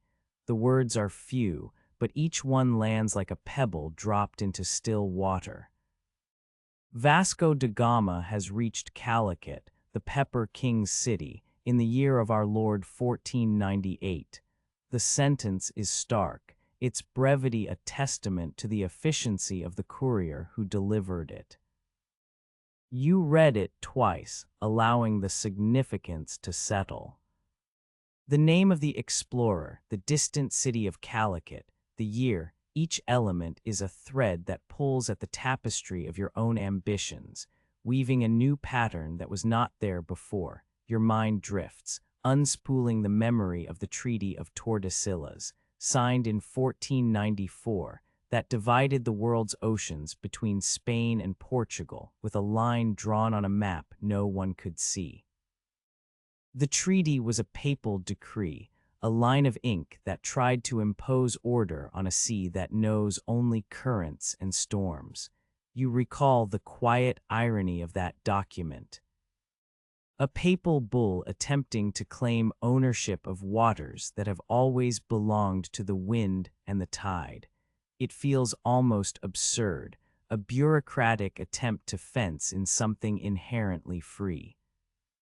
Yet here on this deck, the consequences of that line are palpable, the news a ripple that may reshape the routes your city has guarded for centuries. You think of the Spice Guild, its members cloistered in the vaulted chambers of the Fandaco, their fingers stained with pepper and cinnamon, their ledger pages filled with ducats and percentages. The guild has tightened its grip on the Eastern trade ever since Constantinople fell in 1453, a scar that still throbs in the Republic's memory. The news from Lisbon is a reminder that the old arteries are being bypassed, that a new vein has been opened through the southern tip of Africa, a route many dismissed as myth. The idea of a passage around the Cape of Good Hope, once whispered among sailors as a fanciful tale, now stands confirmed by a Portuguese fleet that has braved the unknown and returned with proof. A subtle smile lifts the corner of your mouth, a dry, almost imperceptible curl that acknowledges the paradox of your position. You, a Venetian accustomed to the measured, almost obsessive bureaucracy of the Council of Ten, now find yourself listening to a story of daring navigation, of ships that cut through uncharted waters with only the stars and a compass to guide them. The irony is not lost on you. The very system that prized meticulous record-keeping now has to reckon with the boldness of a nation that writes its own rules on the sea. It is a quiet chuckle that rises from within, a soft acknowledgement that history is never as tidy as the ledgers suggest. You fold the dispatch back into its parcel, slipping it into the same satchel that already holds the vellum sketch of Calicut you acquired in the apothecary. The vellum is thin, almost translucent, its lines still faint but unmistakable, a map that promises a destination you have only imagined. The two pieces of paper sit together now, a pair of companions. One a rumor captured in ink, the other a tentative drawing of a coastline that may soon be more than a rumor. Their combined weight presses gently against your chest, a reminder that the future is being written not only in the hands of distant explorers, but also in the quiet decisions made aboard a modest galley in the Venetian lagoon. The night deepens, the stars above becoming brighter as the veil of mist lifts slightly, revealing constellations that have guided sailors for millennia. You glance up, tracing the familiar patterns of Orion and the Southern Cross, the latter a faint suggestion on the horizon of the sky, a promise of lands far to the south. The constellations seem to pulse with a slow, steady rhythm, echoing the heartbeat of the Serena as it rocks gently on the water. The lanterns along the rail cast a warm, amber glow, their flames flickering like tiny, patient fireflies, each one a small beacon against the vast darkness. A soft creak sounds from the mainmast as the wind shifts ever so slightly, the canvas sighing in response. The crew, still awake but settled into a quiet watch, move with practiced ease, their steps muffled by the deck's worn planks. You notice the faint smell of the sea mingling with the lingering aroma of the lavender oil, a comforting blend that seems to anchor you to the present while your thoughts wander to distant ports. The oil's scent, once intended for calming nights at sea, now serves as a bridge between the familiar comforts of home and the unknown horizons that lie ahead. You allow yourself a moment to breathe, inhaling the cool night air, feeling the gentle pressure of the amulet of the winged lion against your palm. The bronze surface is cool, its engraved lion's wings catching the lantern light, a silent guardian that has watched over countless voyages. The amulet is a token from your wife, a small piece of Venice that you carry with you, a reminder that the sea, no matter how vast, is never truly empty of home. The thought of her, of the shawl she draped over your shoulders, of the bronze amulet she pressed into your hand, steadies you, grounding you in a personal history that runs parallel to the grand currents of trade and exploration. The dispatches words linger in your mind, each syllable a ripple that expands outward, touching the edges of your plans, your fears, your hopes. You consider the practical implications. A new route could mean lower taxes, fewer Ottoman levies, a chance to bring back spices at a price that would fill the coffers of your family and perhaps even the guild. Yet it also carries risk, unknown currents, uncharted reefs, the possibility of encountering hostile forces that guard their own interests. The balance between opportunity and danger is a delicate one, a scale that has tipped many times in the annals of Venetian commerce. You feel the weight of that balance settle upon you, not as a burden but as a quiet, steady pressure, like the gentle pull of a tide that knows its time. A distant gull cries, its call echoing across the water, a solitary note that seems to punctuate the night's stillness. The sound is both a reminder of the wildness that lies beyond human control and a comforting sign that life continues, even in the most remote corners of the world. You watch the gull's silhouette against the dark sky, its wings spread wide, moving with a freedom that you both admire and envy. In its flight, you see a metaphor for the ships that have crossed the Cape, for the merchants who have dared to chart new courses, and perhaps for yourself, should you choose to follow that daring path. The night wears on, the deck growing cooler as the moon climbs higher, its pale light spilling over the water in a silvery sheen. The Serena rocks gently, each motion a lullaby that soothes the restless thoughts that have gathered like clouds before a storm. You feel a deep, quiet contentment settle within you, a sense that, regardless of the routes you may take, the sea will continue to offer its steady rhythm, its endless horizon, and its promise of both challenge and peace. The dispatch from Lisbon, the sketch of Calicut, the amulet of the winged lion, all these lie together in your satchel, a small collection of histories that will travel with you, guiding you as you navigate the waters ahead. In this moment, under the watchful eyes of the stars, you allow yourself to rest, letting the night's calm wrap around you like a soft blanket, and you breathe out, feel the first light of day slips over the water like a thin veil of silk, the pale gold of sunrise spreading across the lagoon and catching the low-lying masts of the Serena in a soft, almost reverent glow. You stand at the helm, the brass compass heavy in your palm, its needle trembling ever so slightly as if it, too, were listening to the quiet doubts that have settled in the corners of your mind. The compass, a gift from your father, bears the faint scratches of past voyages, each line a memory of a different wind, a different shore, a different bargain made in the shadow of a distant minaret. The metal feels cool against the skin of your fingers, a reminder that even the most trusted tools are subject to the same wear that marks a sailor's hands after a season at sea. The crew gathers around you, their faces illuminated by the early sun, the lines around their eyes deepening with each passing year of salt and sun. Their eyes are steady, not because they lack fear, but because they have learned to carry it in the same quiet way you have learned to carry the weight of a dozen decisions.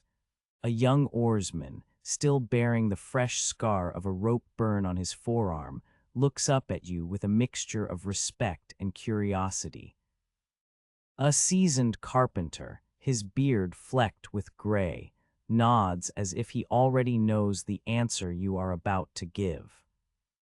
Even the old cook, who has spent more time stirring pots of salted pork than steering a ship, leans against the rail, his hands still dusted with flour, his gaze fixed on the horizon where the water meets the sky in a seamless line. You think of the price of pepper, that once common spice that now commands the value of a modest house in Canergio. A single pound, when it arrives from the Levant, can fill a ledger with more ducats than a year's wages for a modest merchant. Yet the Ottoman levies that now choke the Bosphorus have turned that same pepper into a luxury, a commodity that can buy a dowry or a new set of glassware for a family's banquet. The memory of the council's discussion in the Sala del Consiglio comes back to you, the echo of the senior merchant's sigh as he recited the Ordinance of 1310, the ancient law that once gave Venice a monopoly over the eastern goods. The law, now a relic of a more confident age, feels as fragile as the parchment on which it was written, especially when the world has shifted under the weight of a Portuguese flag planted in Calicut. The news from Lisbon, the dispatch sealed with crimson wax, still rests in your satchel beside the vellum sketch of the distant coast. The words Vasco da Gama has reached Calicut, the Pepper King's city, in the year of our Lord 1498, have become a quiet mantra, a pulse that beats in time with the rolling of the waves. The Treaty of Tordesillas, signed 3 years earlier, divided the oceans between Spain and Portugal, carving the world into spheres of influence with a line drawn on a map that most of your fellow Venetians could not see. Yet the treaty's consequences have already begun to ripple through the markets of the Rialto, where merchants whisper about new routes that bypass the Ottoman tolls, about ships that have rounded the Cape of Good Hope and returned with cargoes that smell of distant monsoons. The irony is not lost on you, a Venetian, trained in the meticulous bureaucracy of the Council of Ten, now listening to tales of Portuguese daring, of men who set sail with little more than faith and a compass, and who return with the promise of a new artery for the spice trade. You recall the night in the apothecary, the thin vellum sketch you had slipped into your satchel. The tentative lines that suggested a coastline, unlike any you had seen on the Cartographia Pisana. The sketch, with its faint watermark of a Venetian printer, had seemed at first a curiosity, a half-cooked broth of possibility. Now, with the Serena cutting through the water, that sketch feels like a map of your own future, a promise drawn in ink that you have been tasked to fulfill. The lavender oil you purchased, its scent still lingering in the small tin you keep near your chest, offers a calming counterpoint to the restless anticipation that bubbles beneath the surface of your thoughts. The oil, once intended for nights at sea to ease the mind, now serves as a reminder that even the most distant journeys begin with a single, deliberate breath. You turn your gaze to the bronze amulet of the winged lion that your wife pressed into your palm before you left the piazza of San Marco. The lion, its wings spread wide, catches the morning light and seems to pulse with a quiet strength. The amulet is heavy, not merely in metal but in the love and hope it carries, a token that ties you to the city's marble statues, to the soft rustle of the lagoon's reeds, to the gentle lull of the bells that mark the passing of each hour. It is a reminder that the journey you are about to undertake is not solely for profit, but also for the promise you made to return with a small chest of cinnamon, a fragrant reminder of home that will sit beside the spices you hope to bring back the decision you are about to voice, does not need the grand gestures of a statesman or the thunderous proclamations of a warlord.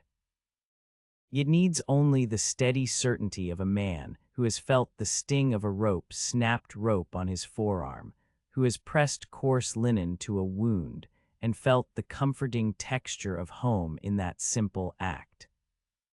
It needs the memory of the storm that battered the Serena just days ago, the lightning that illuminated the deck for a brief, terrifying moment, and the calm that followed when the clouds finally lifted, leaving a quiet hush over the sea. It needs the knowledge that the ship's hull, though scarred by years of Mediterranean trade, has held firm, that the crew's hands, though calloused, are capable, that the compass, though jittery, still points toward the unknown with a stubborn resolve.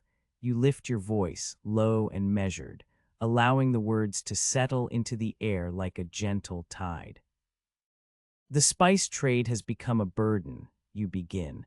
A pound of pepper now buys more than a modest house, yet the Ottoman levies make that same pepper a treasure beyond reach for many of our fellow merchants. You pause, feeling the weight of the truth in each syllable, the quiet acknowledgement of the council's earlier debates echoing in the space between you and the crew. The new route around the Cape of Good Hope, as reported from Lisbon, offers a chance to bypass those tolls, to bring the spices directly from Calicut to our markets, to restore the flow that once made Venice the heart of the world's commerce. Your words are not a proclamation of conquest, but a careful invitation to consider a path that has already been charted by others. A path that may yet be walked by the Serena. You look at the faces before you, seeing in each the reflection of your own doubts and hopes. The carpenter's eyes flicker with the thought of reinforcing the deck for a longer voyage. The cook's mind drifts to the supplies of wine and dried figs that will need to last through months of open sea. The oarsman imagines the rhythm of the oars on a different tide. You sense the unspoken question in their silence. Will the Serena survive the journey? Will the crew endure the hardships? Will the spice trade truly be revived? The answer, you realize, does not lie in a single declaration, but in the collective resolve that settles like a fine dust over the deck. You continue, your voice steady as the ship's keel. We will set a course toward the southern wind. Follow the stars and let the currents guide us. The words are simple, yet they carry the weight of the decision you have made, the promise you have kept to your wife, the hope you hold for the future of our trade. The crew nods, a quiet affirmation that passes from one to another like a gentle wave. The ship's bell tolls once, a soft, resonant note that seems to echo across the water, sealing the decision with a sound that is both ancient and immediate. The Serena begins to turn her bow toward the open ocean, the sails catching the first steady breeze that promises a journey beyond the familiar confines of the lagoon. The water beneath the hull glistens, reflecting the pale sky, and the sound of the oars being lowered into the water is a soft, rhythmic thrum that matches the beating of your own heart. You feel the calm resolve of a man who has watched his own wound heal, who has felt the cool breath of the lagoon on his cheek, who understands that patience, though prized in Venice, must sometimes give way to a measured boldness. The decision is not a sudden surge of ambition, but a quiet, deliberate step forward, as steady as the tide that now pulls the Serena toward the unknown. As the ship moves away from the familiar silhouettes of the Rialto and the spires of San Marco, the horizon expands, a vast canvas waiting to be painted with the colors of new experiences. The wind carries the faint scent of lavender from the oil you keep close, mingling with the salty tang of the sea, creating a subtle perfume that steadies the mind. The bronze amulet of the winged lion rests against your chest, its surface catching the waning light, a silent guardian that reminds you of home even as you venture farther from it. The crew works in quiet harmony, each motion a small, essential part of the whole, their breaths synchronized with the creak of the timbers and the gentle slap of water against the hull. You think of the old maps that once lined the walls of the apothecary, their ink faded but still bearing the names of places you have only dreamed of. The sketch of Calicut, the tentative lines that suggested a coastline beyond the known world, now feels less like a curiosity and more like a promise waiting to be fulfilled. The Serena carries that promise forward, its sturdy oak frame a testament to the craftsmanship of Venetian shipwrights, its deck scarred by years of trade, yet still capable of bearing the weight of new ambitions. The sea, vast and indifferent, offers no guarantee, but it also offers the possibility of a future where the spice routes once again flow through Venetian hands, where the price of pepper may once more be a matter of market demand, rather than foreign levy. The decision you have made rests not only on the potential profit of a new route, but also on the quiet conviction that the world is larger than the walls of the city that raised you.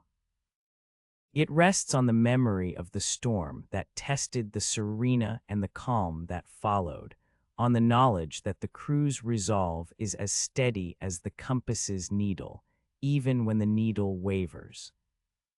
It rests on the love that your wife's shawl now drapes over your shoulders, the soft weight of the bronze amulet against your heart, and the faint, soothing scent of lavender oil that steadies your thoughts. In this moment, as the Serena glides into the open sea, you feel a quiet the sea stretches before you, a vast, muted canvas of indigo that swallows the waning light. The Serena moves forward with a deliberate patience, her oak ribs creaking in time with the gentle roll of the water. Each breath you draw pulls in the brine, tinged with the faint perfume of lavender oil that rests in a small tin near the helm. It sent a quiet reminder of the evenings spent in the apothecary's dim shop.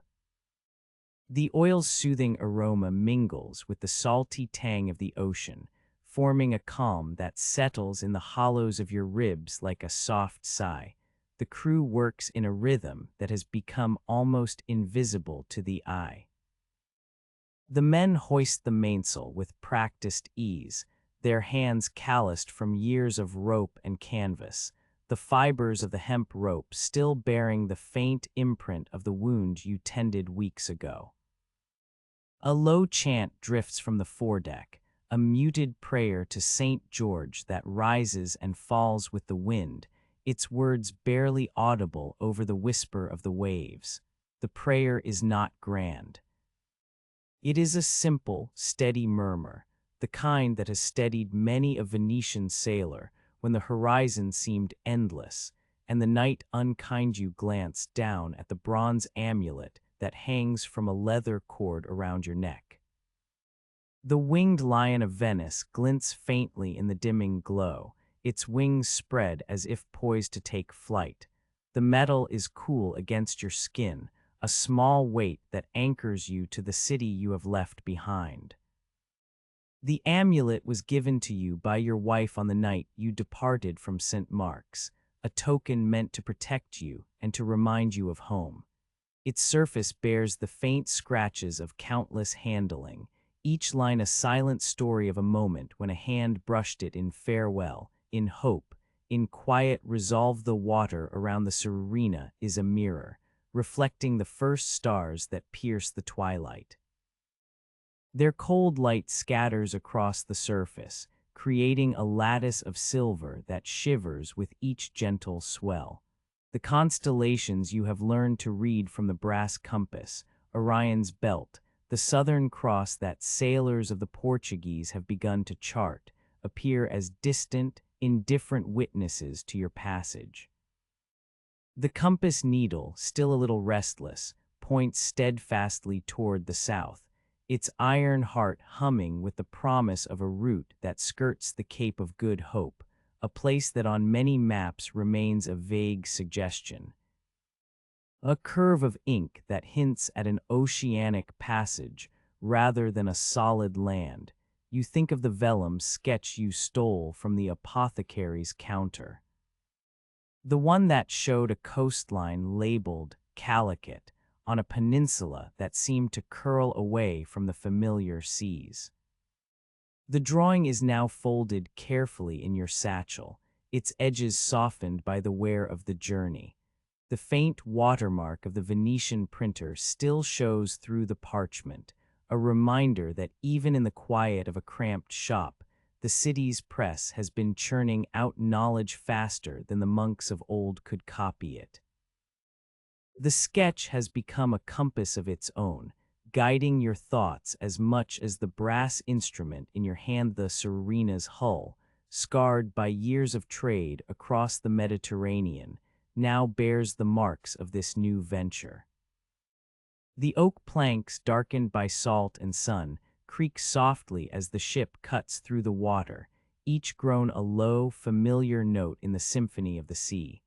The deck is lined with barrels of dried figs and salted pork, the staples that have sustained travelers since the Roman era, their sweet and salty aromas rising in thin plumes when the wind shifts. A few crates of wine sit in a corner, their glass bottles catching the starlight and refracting it into tiny rainbows that dance across the deckboards.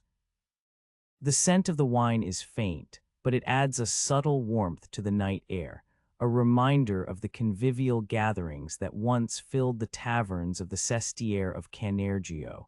The night deepens, and the sky becomes a tapestry of darkness punctuated by the steady, patient glow of the moon. Its silver light washes over the water, turning the waves into a field of gentle undulations. The moon's reflection shivers on the surface, a trembling mirror that seems to echo the quiet tremor in your own thoughts. You feel the pull of the tide, a slow, inexorable movement that draws the Serena forward, as if the sea itself were a great, patient hand guiding you toward an unknown shore. A distant gull cries, its voice thin and plaintive, cutting through the hush. The bird circles above, its wings beating a slow, rhythmic pattern that matches the pulse of the ship. You watch it for a moment, noting how its feathers are ruffled by the night breeze, how it seems both a part of the sea and a creature of the air. The gull's flight is a small, ironic reminder of the trade routes you have left behind, those that once carried spices across deserts and seas, now replaced by a single bird's solitary journey across the open water. The crew settles into their watches, the men taking turns to keep a steady eye on the horizon. Their faces are lit by the soft glow of lanterns hung from the railings, the amber light casting gentle shadows that flicker like memories on their weathered skin. One of the younger sailors, fresh from a voyage to Crete, adjusts his cap and glances at you with a mixture of respect and curiosity. He remembers the stories you told of the spice caravans that once crossed the deserts of Persia, of the merchants who bartered silk for gold in Alexandria, and of the Ottoman levies that now make the traditional sea lanes a maze of taxes and watchful eyes. His eyes linger on the amulet at your throat, and you sense his unspoken question about the safety of the route you have chosen. You answer not with words, but with a small, steady nod, a gesture that conveys the quiet confidence you have cultivated over years of navigating the lagoon's narrow canals and the wider Adriatic. The nod is a promise that the Serena will hold, that the cruise skill will see you through the unknown, that the lavender oil will calm any restless night, and that the amulet will keep the memory of home close to your heart. The night stretches on, and the stars begin to shift, their positions a slow dance across the heavens. You feel the passage of time in the gentle creak of the ship's timbers, in the soft sigh of the wind through the canvas, in the faint, rhythmic ticking of the hourglass that the quartermaster keeps near the galley. The sand within the glass falls in a steady stream, each grain a tiny reminder that even in the vastness of the ocean, moments are counted, measured, and cherished. A faint smell of smoke drifts from the galley, where the cook has lit a small fire to warm a pot of broth. The broth is simple water, a few dried herbs, a pinch of salt, but its warmth spreads through the deck, a comforting heat that reaches the soles of your boots.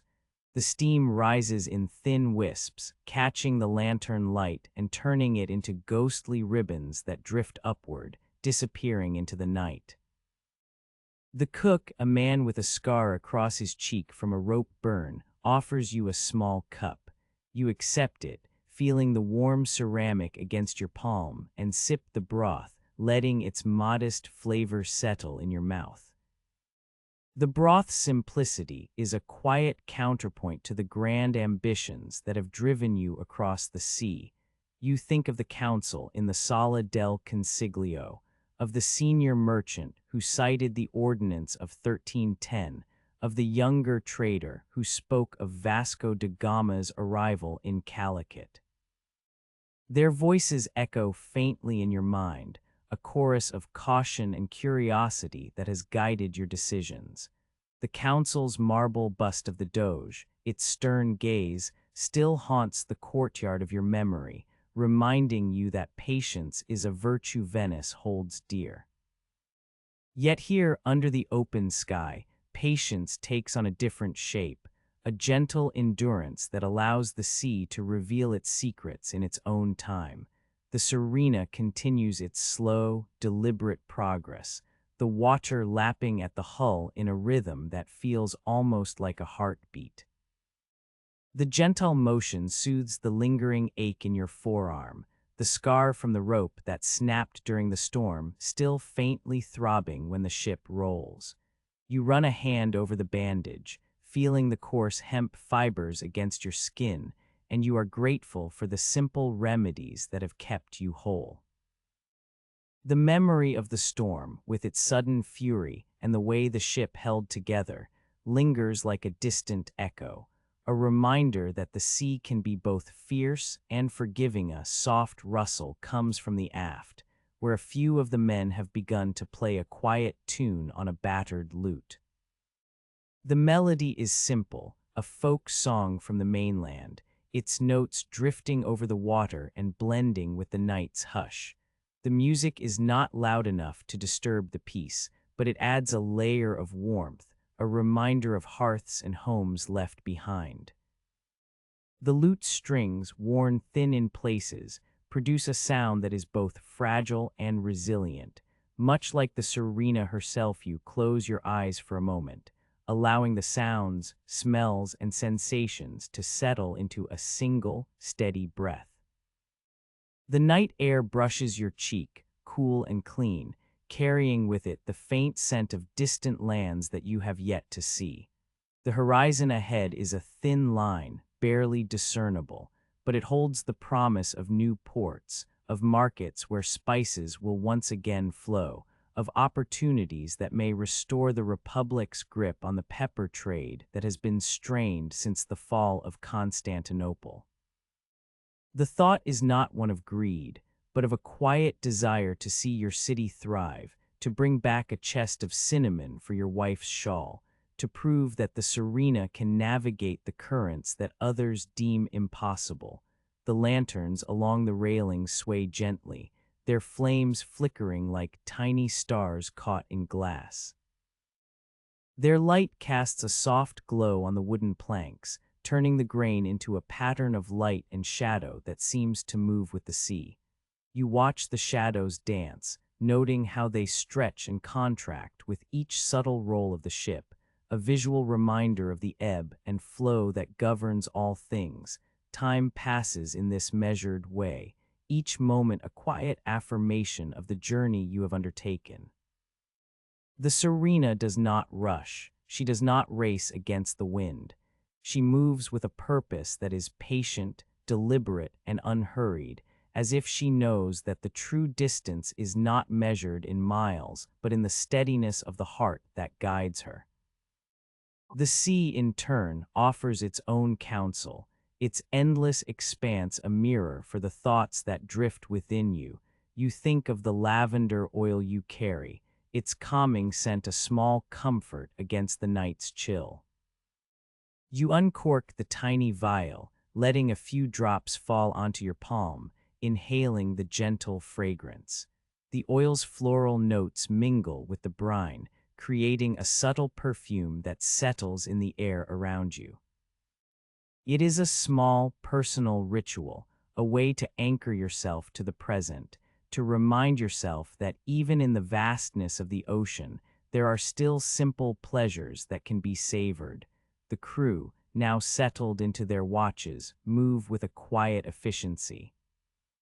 The quartermaster checks the stores, ensuring that the barrels of wine and figs remain sealed, that the salted pork is still firm. The carpenter walks the deck, his eyes scanning the hull for any signs of wear, his hands ready to mend any splinter that might threaten the ship's integrity.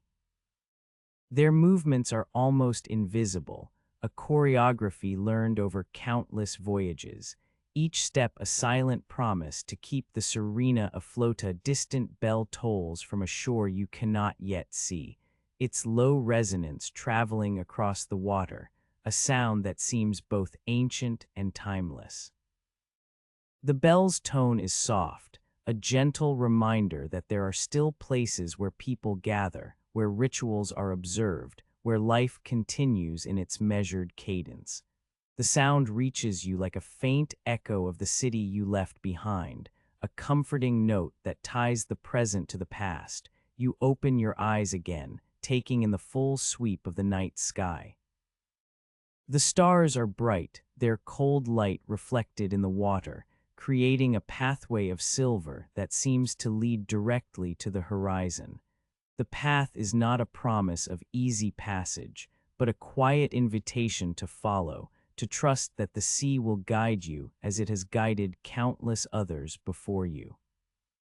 The Serena follows that invisible line, her bow cutting through the water with a soft, steady side dot in the stillness.